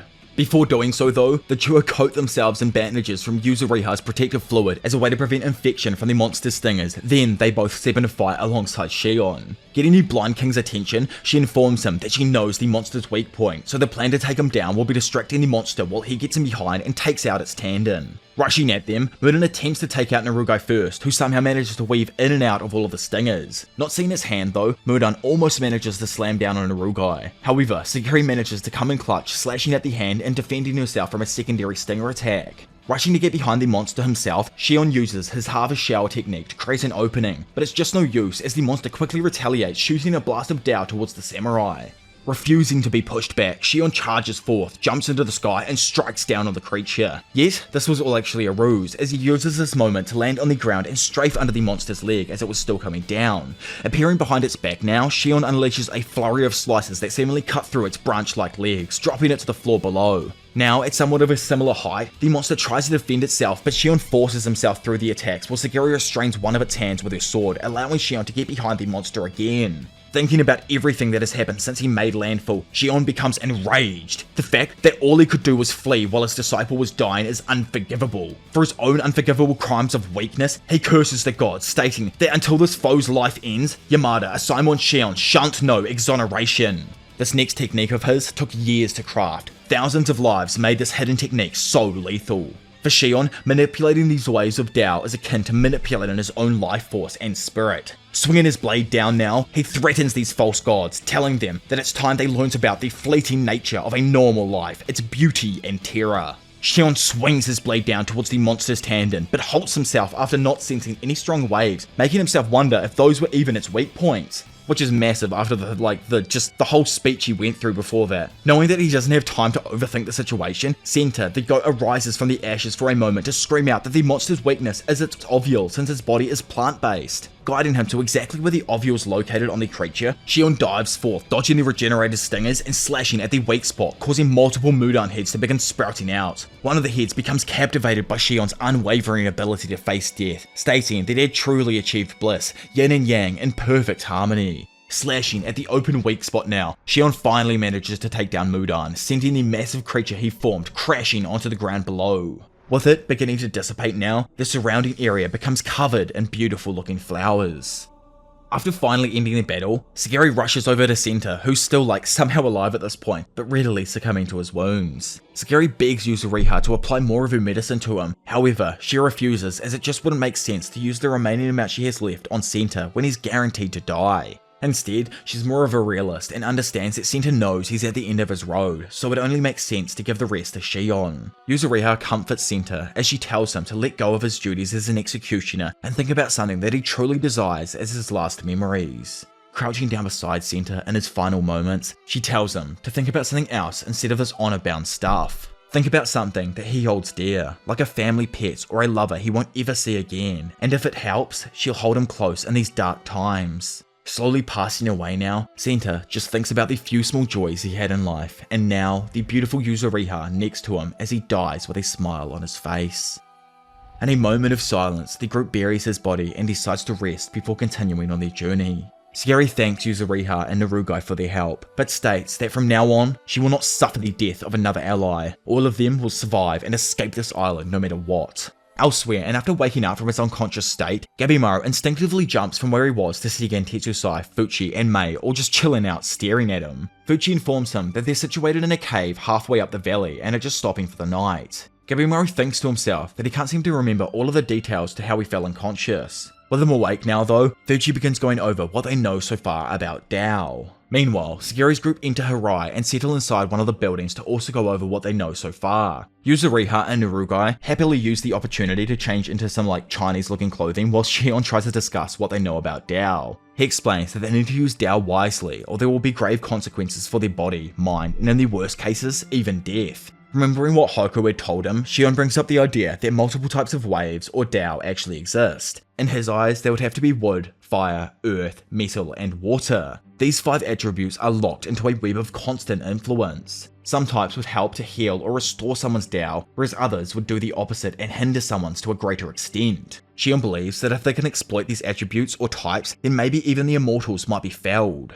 Narugai then reminds him that they need to also focus on acquiring the Elixir of Life, which from what we know doesn't exactly exist in fruit-like form. Yuzuriha states that from what Mudan had said about the Elixir during the early stages of their fight, it's not actually what they're looking for. However, according to Gabimaru, his village chief is immortal because of an Elixir which proves that something must exist. Being a Kunoichi though, Yuzuriha just knows how these villages work behind the scenes and explains the possibilities of the chief using an illusion known as Genjutsu to try and fool his people into thinking that he was an immortal in order for them to bend to his authority. Meanwhile, Fuchi interprets Mei's words and explains to them that the proper use of certain attributes will help them defeat the enemy. While listening, Gabimaru wonders if he has some kind of amnesia or mind blank as he's still unable to recall anything from the past. With this in mind, and at the same time, Yuzuriha explains her theory that Gabimaru's wife might also be an illusion set up by the clan in order for Gabimaru to have a purpose in surviving his missions. Sagiri stands there shocked, unable to reply, while over there in the cave, Gabimaru confirms that he can't remember anything once more. He knows that he is Gabimaru the Hollow, the strongest shinobi in Iwagakure, but because his memory is fragmented, decides to currently go along with what's happening until he can determine whether the people around him are allies or hiding their true nature. Having finished discussing what they know about Dao, Fuchi decides that they should get some rest for now and move off tomorrow. Later on, as the others sleep, Mei walks outside to check up on Gabi, who tells her he's okay, but Mei becomes shocked after seeing that half of his hair's Dao is completely gone. At the same time, inside of Hirai, Sagiri sits outside until she's also joined by Shion. The two joke around for a moment, but Sagiri can't help to think about all of her fallen comrades and what could have possibly happened to Gabimaru. After hearing her concern, Shion asked if Sagiri had feelings for Gabimaru. However, she stops him midway and denies his allegations. Nevertheless, she explains that she feels sorry for Gabimaru. He was born into a murderous village and his past still haunts him. Plus, what's even worse is the fact that if Yuzuriha is correct about his wife not even existing, then his motivation for surviving this mission was a complete farce. Sagiri apologizes to Shion for spewing out all of her thoughts onto him. However, Shion explains that he understands what she was talking about and says that he can overlook this matter, causing Sagiri to laugh at his pun. You know, obviously because our man's blind and everything. The next day though, Gabimaru's group then leave the cave and travel up the rest of the valley before encountering the brothers Chobei and Toma.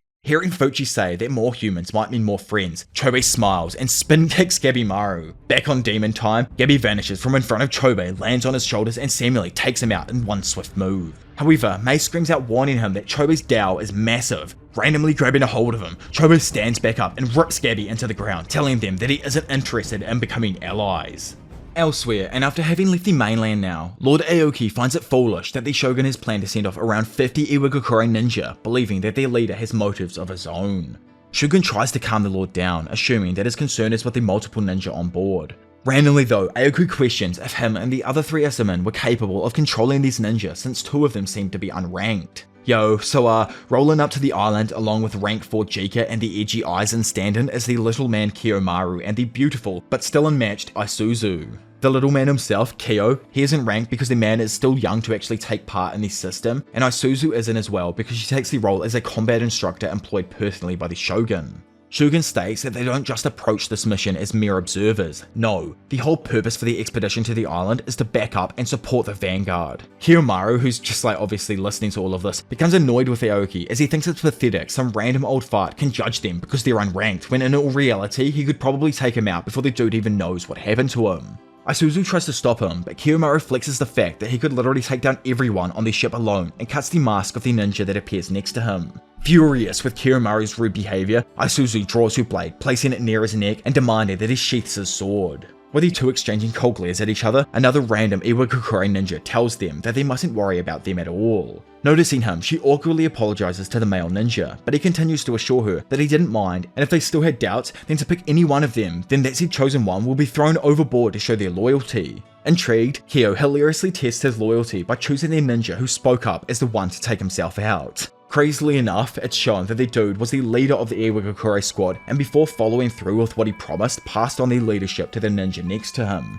Following through with the order now, he takes himself out, proving the loyalty their squad commands. Crazily enough, like I didn't actually say it while he was passing away there, but he mutters a tune just before passing away, which is called the Toyansi. It's a tune that accompanies a childhood game, similar to like London bridges falling down when you're in the pool and you go into the water type thing, and funnily enough, it's still often used on the modern day crosswalks as a tune to let people know when it is and when it isn't safe to cross. When the music stops, obviously the game is over, and that was representative of like the tune the dude sung. I thought it was quite poetic of Yuki right there. Anyway, continuing on. Having gained leadership, the other ninja speaks up saying that they only desire to exist as tools and pleads for their trust. At that moment, one of the other Iwa ninjas walks over to his former boss and remembers the orders given to them by the chief. Infiltrate this mission and kill Gabimaru. Ensure that he is purged from this world, even if you have to sacrifice yourselves for the cause. Over on the other side of the bow, Kiyomaru discusses the validity of like what's just gone on with Shogun, calling them all just random weirdos. Shogun agrees, explaining that it doesn't matter as he's never like trusted them to begin with. All he's ever seen them as is criminals. They themselves alone are enough to find this Elixir of Life. Becoming enraged with the thought of losing even more loved ones, Shogun states his resolve to have every criminal on the island executed so his clan members can return home. Kyo throws out the possibility of already all of them being felled, yet after receiving a vicious glare, sprints off. I always laugh at this as well, but Shogun hopes that Aizen, his big man, the rank number 1, and that everyone else is still safe on the island. Meanwhile, Jika questions Aoki if bringing in all of these shady dudes was going to make the mission more difficult. Again, it's reiterated that it's the Shogun's plans to make a swift resolution, and he thinks that the Vanguard will be overjoyed by their upcoming arrival. However, Jika knows the reality of the situation. This ship isn't the bringer of hope. No, only chaos and death. The personification of a vessel equipped with people to drive them to hell even faster. The stuff of nightmares. With this in mind, Jika tries one last time to get him to have the ship to return home. However, it's obviously to like no use. Honestly, I really like Jika. His character's too cool and he's really mysterious. Kinda reminds me of the old OG-san at this point in the series or similar characters. Either way, like, there are just so many amazing lines in the story that are almost artistic with the way that they spark some sort of vivid image in your head. Both Shion, when he was like trying to fell Mudan, and both here with Jika are prime examples. I think it plays into the whole time period that Japan is in throughout the series. It's one where like art and language flourished, and I think it's perfectly adapted into the story in its own kind of like subtle way, with like Senta passing away, for example, and how like you got to see his own artistic representation of what Yuzuriha would have looked like. Just really cool. I don't know. Moving forward, floating there as he rebounds back off the ground, Gabimaru knows that Chobei just healed a fatal wound and figures that he's most likely also one of those immortals. Gabi shoots a kick towards Chobei, but it's comfortably blocked. Having a hold of his leg now, the criminal then flings Gabi over and smashes him into the ground below as if he had some sort of like superhuman strength. Gabimaru, who's still tripping at this point, focuses his mind on trying to take out Chobei. He screams that he's going to tear him to pieces before pulling up his mask and activating Nimpo, Blooming Needle, shooting out a rock straight towards his opponent. Chobei manages to dodge, but Gabimaru uses the previous attack as a distraction to quickly get above his target. Immortal or not, Gabi foolishly assumes that if he targets the brain and other senses, then it should allow him to get the other hand. However, as we've learnt so far, when someone can manipulate Dao, that just won't work. Instead, Chobei kicks Gabi in the head, knowing exactly where he was just off presence alone. Gabimaru then bites at him as a last-ditch effort, which completely throws Chobei off. Jumping back, he wonders as to why he's acting so uncivilized, while at the same time, Gabi, still on the animal vibe, tries to bite his opponent in vital areas. Managing to get on his shoulders, Gabi tries to bite down once more, but is unable to do any damage as Chobei's wounds are instantly healed. Standing opposite each other now, Chobei steps it up a notch and stomps the ground, causing the area to break apart, leaving Gabi open to a free hit as he struggles with his footing. Chobei comments that Gabimaru is weak and uses his Dao to strike him. Standing nearby and having watched the entire battle so far, Gentetsusai wonders why Gabimaru is fighting poorly in comparison to his last battle, and asks Mei if she has any idea. Being able to see Dao clearly, Mei knows that Gabi's energy is lacking its form, and he lost something extremely important to him, but due to her inability to communicate properly, the others can't follow what she's saying. Beginning to take a fair amount of damage now, Chobei calls out to Toma to attack the others. Listening to his broski, Toma flies forth and goes after Gentetsusai, assuming that because he had lost his hand, he's easy taking. Tamaya Gentetsusai, the dragon, utterly perplexed by this person's choice to attack him first, catches his sword and headbutts Toma while stealing his blade in the process. Insulted with the thought that a kid could take him out, he throws the former Asaemon's blade down, telling them to get ready for the real battle. In Toma's mind, he only sees himself as an extension of his older brother, and his brother decides the order of things. Screaming at the Doshi, Toma then gets it to join the battle, commanding it to attack the smaller ones, but Fuchi, who's still with Mei, steps in to guard her. Back in the other beatdown, and seeing as how he was being overpowered, Gabimaru ignites his body and solely focuses on destroying Chobei. He knows that when on the verge of death, a shinobi can wreak untold levels of destruction upon their enemy. Now completely ablaze, he sprints towards the immortal criminal and uses Ninpo Burning Bridge in combination with Ninpo Stone Storm to send a bunch of heated rocks flying through Chobei. Crashing to the ground, Gabimaru gets on top of him, prepared to send himself and Chobei to the Shadow Realm.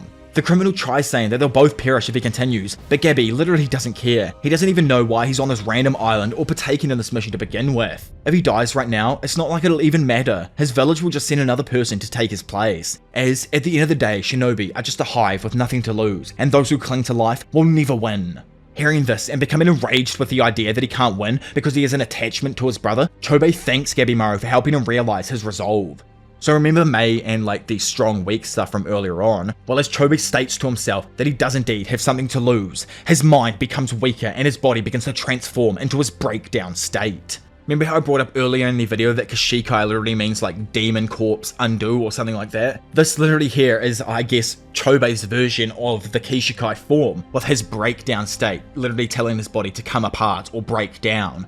Anyway, moving forward, I just love how this form is called a breakdown because oh my lord, these boys are about to dance. Having unlocked this new form, Chobei unleashes a transformation and uncontrollably attacks Gabimaru. Gabi tries to ward him off by releasing a large burst of flames using Ninpo Burning Bridge, but it's no use as the demon slashes his way through them. Unable to block in time, Big C sends a bunch of tentacles shooting through the hollow, allowing him to toss Gabi across the entire area. Activating Ninpo Ascetic Blaze, Gabi just barely manages to detach himself from the vines. Unable to see anymore, Chobei's consciousness begins to be consumed by the darkness, causing him to slash out in anger, wondering where in the world the ninja could have gone. With the other groups no longer fighting, Gentetsusai wonders why Gabi isn't using Dao to fight like he did yesterday. Mei, who knows what's going on obviously, says that he is unable to use Dao and can't win against Chobei as the man is just too strong.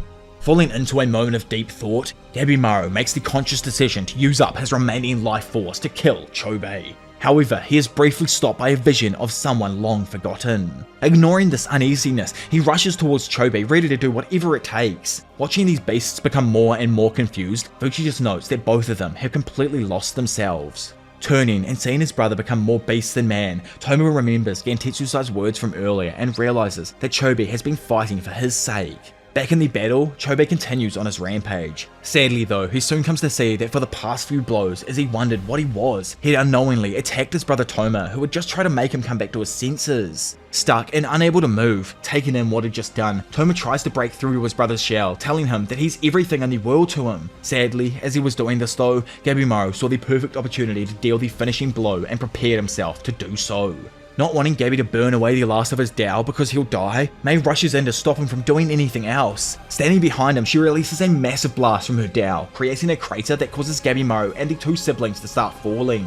Gabimaru manages to get himself to safety, and as Chobei turns to look for an escape route, throws stones forcing him deeper into the hole. Thinking quickly, Chobei uses his vines to throw Toma to safety while telling him to wait for his return.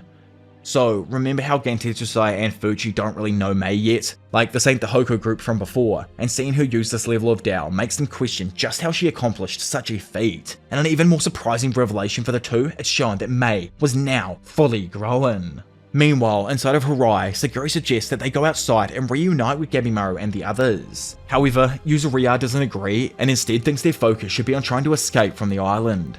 Saguri sees through her intentions of wanting to save herself and reveals her own plan to return home safely with every remaining person, as then that way they have an alibi. Saguri reassures her that her desire to escape hasn't changed, it's just that everyone will be leaving this place together. Switching the conversation up, she ponders if Gabimaru managed to arrive at the gate from the very beginning, to which Yuzuriha reveals that he definitely did, as she found evidence that he was here before they came. In her eyes, their best bet to bump back into Gabimaru now is to actually wait around that gate. After deciding to head over to the gate, the girls note that seeing Harai clearly during the day is absolutely insane. Looking around the godly setting, the group becomes captivated by its mystic aura. Hoku remembers Mudan's words about Lord Tensen experimenting with humans' lives and the humans on the island acting as test subjects. Curiously, he asks himself if the current humans on the island will bring a change after seeing that they've managed to take out an immortal, and wonders if he will still be alive when they do so. Once they reach the gate, the group encounter Fuchi, Gantitsusai, Mei, Toma, and an unconscious Gabimaru. After the initial surprise of everyone noticing each other, both Sakiri and Fuchi ask what happened in their time apart.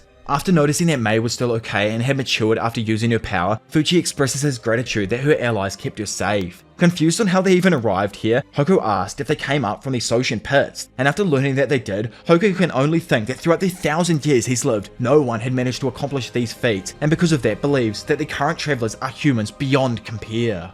After being informed of his boy's passing, Fuchi stands next to Senta's grave and cries in sorrow. After confirming the deaths of most groups and seeing the remaining survivors, Shion expresses regret that so little have survived the ordeal on the island. However, Gentetsusai comments that his feeling of regret was wasted on the condemned criminals, since they were fated to kill each other the moment everyone made landfall.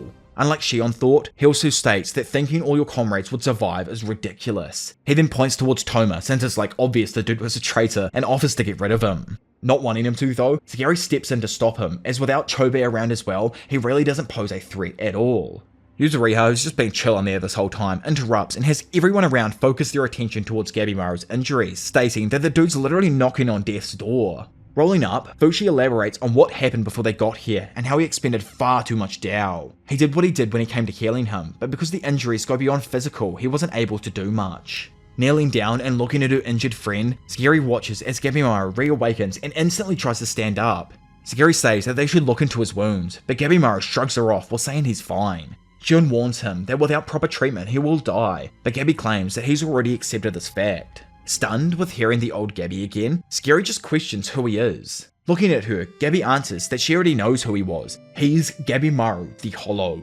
Launching himself forward, Gabimaru attacks Sakiri. Luckily for her though, Big Fuchi and Shion noticed what he was up to and blocked the strike. Knowing that the disturbance in one's Dao can affect memory, Sakiri explains that Gabimaru has lost all of his memories due to every battle he's fought, wearing away at the construction of his very soul. Sakiri tries to reason with her confused friend, explaining that she is truly an ally and just wants to help him. After he repeatedly tries pushing her away, Sakiri becomes enraged and uses force to pin him down. Gantitsusai watches, thinking they're doing the sneaky botchu jutsu or something, though Fuchi doubts this while Mei blushes, saying that this act was different, yet similar in some fact, which, what do you mean by it? I'm confused. Sakiri, on top of Gabi, explains that they don't really have times for such trivial activities, but they need his strength to escape this island. So, in an attempt to wake him up even quicker, she reminds Gabi that he has someone to return home to. Then, finally, in that exact same moment, Gabimaru's Dao is restored and his memories begin flooding back in. Which is really confusing, I always get confused on how he managed to gain his memories back there. But it gets revealed later on, so don't you worry. So, throwback boys and girls. Remember after the crater incident that happened earlier? Well, after reaching the very bottom of the valley and regenerating his limbs, Chobe reflects on his actions during the fight with Gabimaru. Looking at just how far down he fell, dude literally cracks the code and figures out that the island is shaped like a bowl with ridges connecting the middle part. He then spots a group of Soshin and decides to use them to test out his applications of Dao. Meanwhile, all of the remaining survivors relocate to a cave that Gantitsusai found to remove themselves from Lord Tensen's sensory ability that he has over Harai. This is just due to the fact that their leader, who is Rien if you haven't kind of figured out by this point, can sense where they are at all times using the Dao in the air. Remember how there was a high level of humidity to the island, hiding it to start with? Well, it's my thought as well that he uses these abilities to hide the island while bringing in a select few to turn into tan. I'd love to know what you guys think on that down below though, so of course let me know. After Gantitsusai calls Shion a coward because he was scared of Lord Tensen and warned everyone to be cautious, he receives judgment from Yuzuriha and Narugai, who also reiterates just how dangerous they are. Having regained his memory, Shion asks Gabimaru if he had fought one as well, and he confirms it. He also confirms to them that he knows how to manipulate Dao now, but went about learning it the hard way, along with finding out just how terrifying Lord Tensen truly was. Having told his experience, Yuzuriha gives her opinion that it would be best for them to escape the island, but Gabimaru objects as he knows that without the pardon, he'll never escape. Hearing this, Yuzuriha goes to tell him about her theory, but a shocked Gabi cuts her off knowing that she was going to say his wife was just a form of genjutsu. He tries just pushing past what she said, but Yuzuriha wants to make sure she's not walking into a trap. Our boy, he knows she exists though, as he can tell just based on the sensation he has when he thinks about her. Wanting to know more info that isn't just like sensation based, as it's not very logical of him to think that a sensation is real, Gabimaru describes the little things he can remember about her, like her voice or the shape of her eyes, and says that even now on beautiful days like this when he's drenched in nature, he can sense her nearby. Phasing into a blissful memory, he reveals her name as Yui, which I hope I said right, saying that this was the only proof he had. The only way to be sure was to make it home and find out if she was actually real.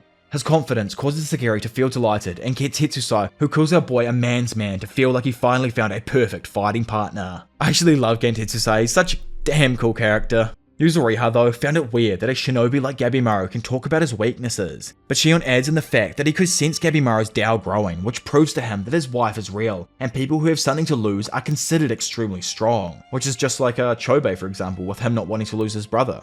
So funnily enough, and continuing with the possible idea that she doesn't actually exist, Yui doesn't really confirm that it is a person. The kanji he used for her name simply means bond or connection, and it is the first part of how you'd spell out like marriage in Japanese. So does she truly exist, or is she a manifestation made up by the chief of the clan? I'd love to know your thoughts on all of it down below before we get to the end of the series, and obviously if you've read the series, then let me know your thoughts on the series down below. Back down in the valley though, and after murking every single Shoshin around, Chobe is met by Rien, who questions if he was the one who took out Mudan. Elsewhere, Fuchi, feeling in no mood to examine the doshi after finding out about the death of his comrades, decides to set him free. Over inside the cave now, Sagiri informs Fuchi that Mei is feeling ill and hasn't been able to recover any of her strength, so would he be able to make her some medicine? Annoyed though, after finding out that she's the same as Lord Tensen, Fuchi agrees to help, but demands that in return, Mei tell them everything they need to know about herself and Lord Tensen. Meanwhile, Gabimaru sits outside and makes a request to the other four to help him train to utilize Tao even more efficiently. Super eager to learn more himself, Toma starts off by attacking with Gentetsusai's sword. Dodging the slashes, Gabi focuses on sensing the movements of his opponent's Tao, not tracking with his eyes. Big G then comes in and makes his attack on Gabi, but he easily uses his Tao to sense the strike, weaving out of the way and allowing him to examine Gentetsusai's weak spots. He then kicks off the Tao in the sky to put some space between him and the group. Nurugai jumps in and tries attacking, however Gabi grabs her and uses her to push back the others as they approach. As the battle continues, Gabimaru believes that it's pointless to try and hone more refined techniques than the immortals since they've been training for over 1,000 years. Instead, the key to defeating Lord Tensen is to use their own Tao against them. Standing back up, Nurugai approaches Gabi, believing that he was more than capable enough to take down Lord Tensen. However, Gabimaru believes that he still needs more time to improve. Big G Gentetsusai asks if he's finished with the warm-up though, cause man's keen to get serious, before randomly diving forth, raging out and preparing to strike down on Gabi. While the other two start freaking out thinking they're actually properly battling, back inside the cave, Fuchi explains to Sagiri and Yuzuriha that the island, the monsters, and Lord Tensen were created by a singular entity. This being is apparently a famed Hoshi who used Senshan principles in his attempt to research ways to achieve immortality. For those confused on what Hoshi is, pretty much it's an ancient Chinese mystic versed in divination and other healing arts.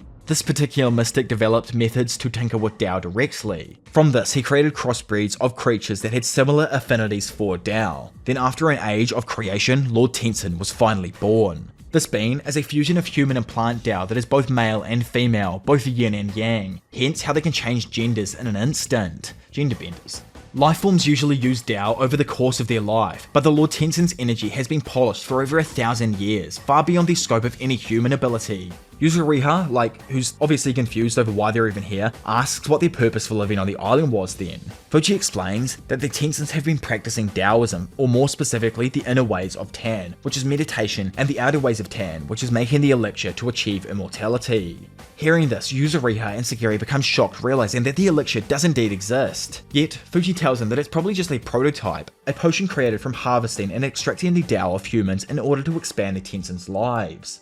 Knowing this, Fuji tells him that it's possible to take out Lord Tensen if their Tao is depleted. Curious after learning this, Yuzuriha questions why they are going further with their research since they have already created Tan. Mei answers saying that it was possible that Lord Tensen was following the will of their master Zhu Fu.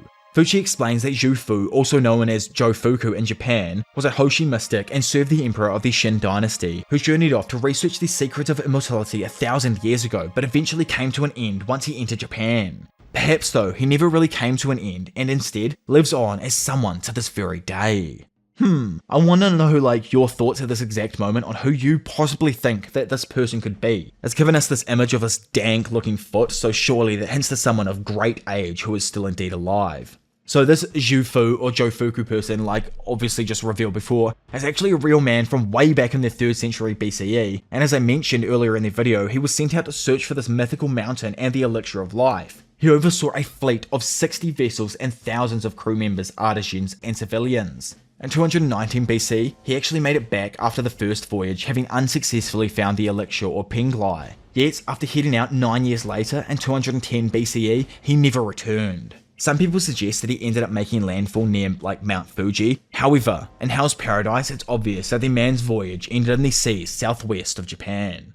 While the girls in Fuji discuss the Jofuku's existence, Mei falls back exhausted, also revealing that her left arm had turned into a branch. She explains that her usage of Tao is causing her body to turn into a tree and she needs to take in energy in order to heal. Yuzuriha suggests using a restoration technique, however Mei says that it won't work since she has little Tao already and because Rand broke her tendon, causing it to constantly leak out.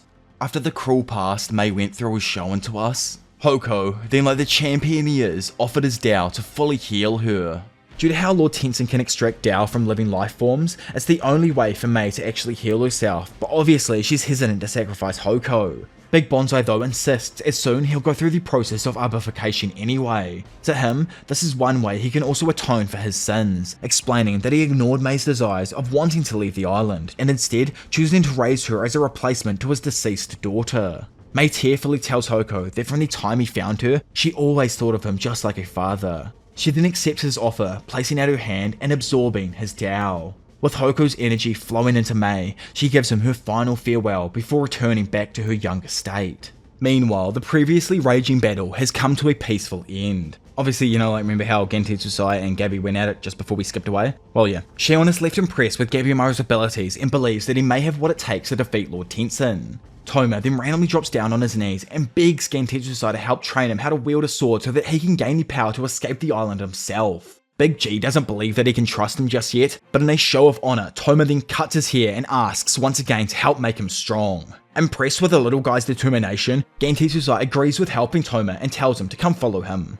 Back down in the Soshin Valley, Chobei notices that the thing in front of him had the exact same face as the creature he fought earlier. Fascinated with the hybridization Chobei had achieved, Rian explains that they create the Watan Hua flower that converts human bodies into tan. Yet somehow, even as the root of that plant dug into Chobei's Tao, he still kept a sense of self. Wanting to examine him further, Rian attacks Chobei with an attack similar to Tin Splitter, causing him to quickly dodge while realizing that he has no chance in winning this battle. In an attempt to fight back, he transforms into his breakdown state and dashes at him before letting loose a flurry of strikes and states that Rian just barely managed to block. Somehow, Chobei actually manages to overwhelm Rian, but finds it difficult to keep the vines inside of his mind from taking over his true body. After piercing Rian's tendon, Chobei expands his vines and destroys the immortal's body, assuring to him that the tendon was indeed the correct place to take out these creatures.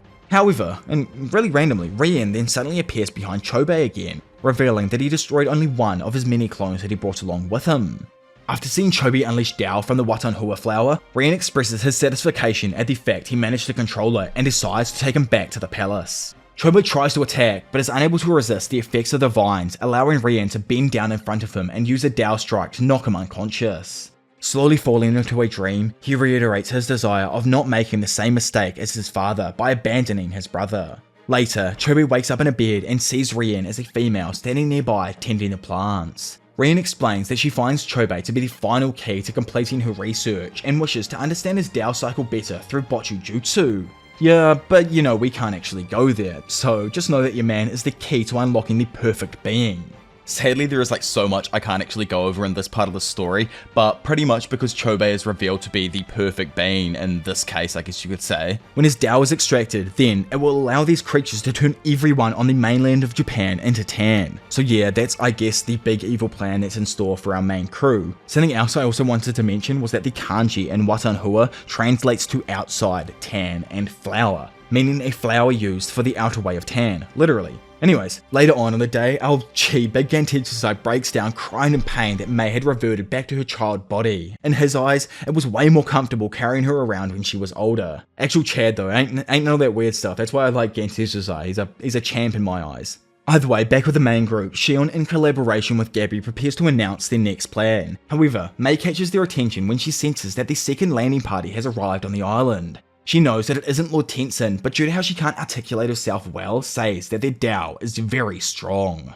Having taught this man, Shion believes that it's most likely Shogun and the other reserve Asaemon who were sent as reinforcements by the shogunate. Fuchi also tells them that another group of criminals were to accompany them as well. Curious, Gabby asks Sagiri a shogun as a potential ally, and she vouches for him, saying that he might even be the strongest amongst them. However, Gentetsu-sai doubts her statement, knowing that he'll need more than just strength to survive here. Thinking back on the past, Shion confirms that Shogun is already able to perceive Dao, since it was actually him to first notice the sixth sense and call them waves. Over at the coast, Shogun hands off his blade and confronts a Shoshin. Obviously, man's yoked up, already able to perceive the environment around him through the use of Dao alone. The monster somehow manages to grab him, but through what he learned while training with Shion, Shogun easily lifts the monster's hands from his shoulders and defeats it barehanded. Back with our main squad, Naruga is impressed with the idea of how strong Shogun is. However, Yuzuriha mentions a certain story that made him infamous. Sagiri explains the story of how Shogun took out all of the captured members in front of their leader in order to reveal the remaining hidden members. After he revealed their location, they too were all arrested and, well, yeah, you can imagine definitely what happened next. Hence how he gets the Anakin name, those poor kids. The Shogun was so impressed by his brutality that he presented the young Asaemon with a ceremonial outfit and a named blade, the Fuributsu Kaneki. The group becomes concerned, but Sagiri reassures them that deep down he's a great guy, leading Fuchi to state that Shogun was Sagiri's first crush. She says that even if that was the case, she merely admires his involvement in her earning a ranking in the Yamada clan. Back over with this sneaky man, and after taking out a group of Soshin, Isuzu and Kiyomaru come to his aid, but Shogun reassures them that as their senior, he will take responsibility on taking care of the lesser matters like fighting the pathetic monsters. While Sagiri believes that Shogun will come to their aid, Shion disagrees and reveals the full story of how Shogun not only murked the entire Silver Serpent group, but also their loved ones, since they might hold some form of vengeance towards the Shogun. Shion explains that Shogun despises criminals and would not think of allying with them or have anyone he associates work with them at all. As the new group at the shore begins travelling, Shogun stumbles across the site where Aizen was turned into a pancake by Roku Rota.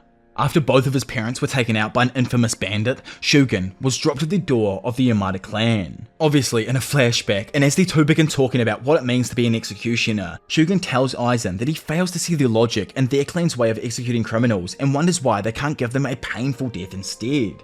Aizen explains that such an act would defile the execution grounds and the chipping of his blade would be meaningless. Being an Asaemon means ridding yourself of that hatred, and he'll hone him into a great man. He then tells him that he looks forward to the day he becomes a glorious blade.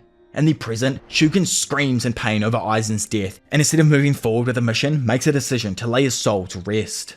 While giving him a proper burial, one of the ninja thinks to himself that 3 of these people are extremely odd, and Jika's just as random himself. With the priority for them being Gabimaru, they all plan on using the dangers of the island to outsmart the samurai and complete their mission. Out of freaking nowhere though, a massive flower type thing drops down on the 50 or so ninja, catching a few of them. Looking up, the group see a bunch of Monshin rolling up and trying to capture them, commanded by a Doshi. Another massive flower thing drops down on the trio, but Kyo and Isuzu quickly cut it to shreds while Shogun sat there unmoved, still mourning Aizen's passing. So the ninja also dispatched 2 squads of Genin to assist in bringing down the Monshin. After finishing his sutras, Shogun finally says Aizen can rest in peace. Not even standing yet, Shogun then swiftly draws his blade and cuts down a Monshin that attempted to attack him from behind. Angered with everything that he's seen, Shogun smashes his brand new named blade against the monster's staff to repeatedly damage it. Standing there and bleeding from the eyes with rage, he swears vengeance against all that reside on the island. Hearing Shogun declaring his wrath to him, the Doshi prepares to attack him with Dao. However, the fight quickly comes to an end, with Shogun utterly obliterating and stopping him from regenerating. He then starts to do some really questionable acts. Jika obviously gets him to stop and tries to reason with Shogun in returning to the mainland with the information they've gathered so far, but is angrily told that that's not going to happen. He then asks Jika why he hadn't drawn his blade yet, leading the old dude to state that he can't. Even still, Shogun knows for a fact that he can, making him get even more furious.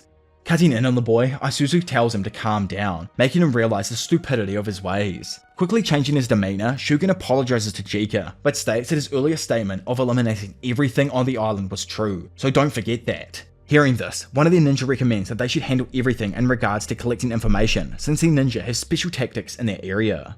Meanwhile, I'm back with our main squad. The survivors of the Vanguard party listen to Shion's plan of separating everyone into two groups where one finds an escape route and the other finds the Tan Elixir.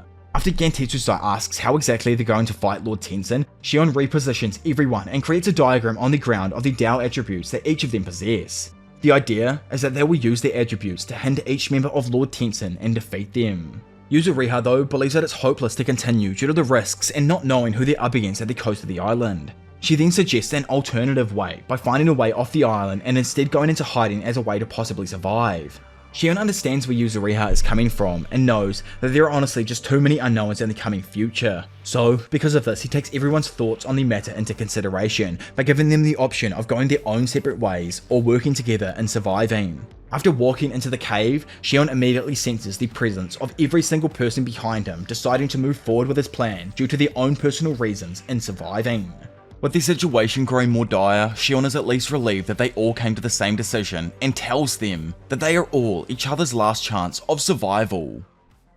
Boom! So that there officially brings us to the very end of what is the Lord Tensen arc from Hell's Paradise or Yuki Kaku's Jigokuraku. Obviously this arc was a major step up from the first one where we kind of only learned about the characters and the world that they were in. With this arc here we learned a lot more about, the power system in general with this Tao, this mysterious, Tensen, or the 7 mysterious Tensen that we've got inside of Harai here, along with the 3 landscapes that make up this island, Ishu, Hojo, and Harai. There's other factors like this Jufu character that kind of make this all more mysterious at the moment, and you kind of don't really understand the entirety of the situation and what's actually really going on. You get a little bit of a hint where Rian kind of drops the bombshell and lets everyone know that she wants to turn everyone on the mainland into Tan pretty much. So that's the kind of like big plan, I guess you could say, at the end of the day. But why do they want to do that? There's so many different questions that need to be answered. So I'd love to know what exactly you think down in the comment section below. And just, this is kind of the half point way throughout the series right here. We're at chapter 59 out of like 127. So we are pretty much halfway through. So the next arc is slightly longer than this one here. But yeah, give me another 3 weeks to get that out, and hopefully I'll have it out in a similar amount of time before the anime ends. And the same with the final arc as well. Hopefully I can get it all out before the anime ends, all going well. I've been working so hard to get this all out on time. Actually putting in the maddest hours. So, leave a like down below, push this video to 5k likes again so that I know you want this next part, and just, drop a comment down below with your favorite character and your favorite point throughout this manga so far. It's absolutely dope, and everything about it, I think probably Mudan to me, his entrance and him showing up with Yuzuriha and Hoko at the gate is probably my favorite point throughout the series so far. It's just absolutely beautiful seeing the entire scenery around, and then everything just changes from beauty to absolute despair in a matter of seconds. It's the epitome of what Hell's Paradise actually is. It's beauty and despair incarnate, in my eyes anyway. But obviously, if you guys want to support me even further than this and get earlier access to these kind of videos, like a day early before I release them here on YouTube, then make sure you check out my Patreon, which I will leave a link to down in the description below. And if you are new around here and want to keep up to date with all of the series that I'm releasing, like Jujutsu Kaisen, Hell's Paradise, Attack on Titan, Demon Slayer, and even Tokyo Revengers occasionally, I'll probably get around to that final arc at some point, but it ends for me in Tenjuku, man, I tell you. But either way, if you guys are new around here and want to see more stuff, then make sure you do subscribe. But for now, it's been your professional degenerate Diavolo, and I will see you all in a bit. Bye.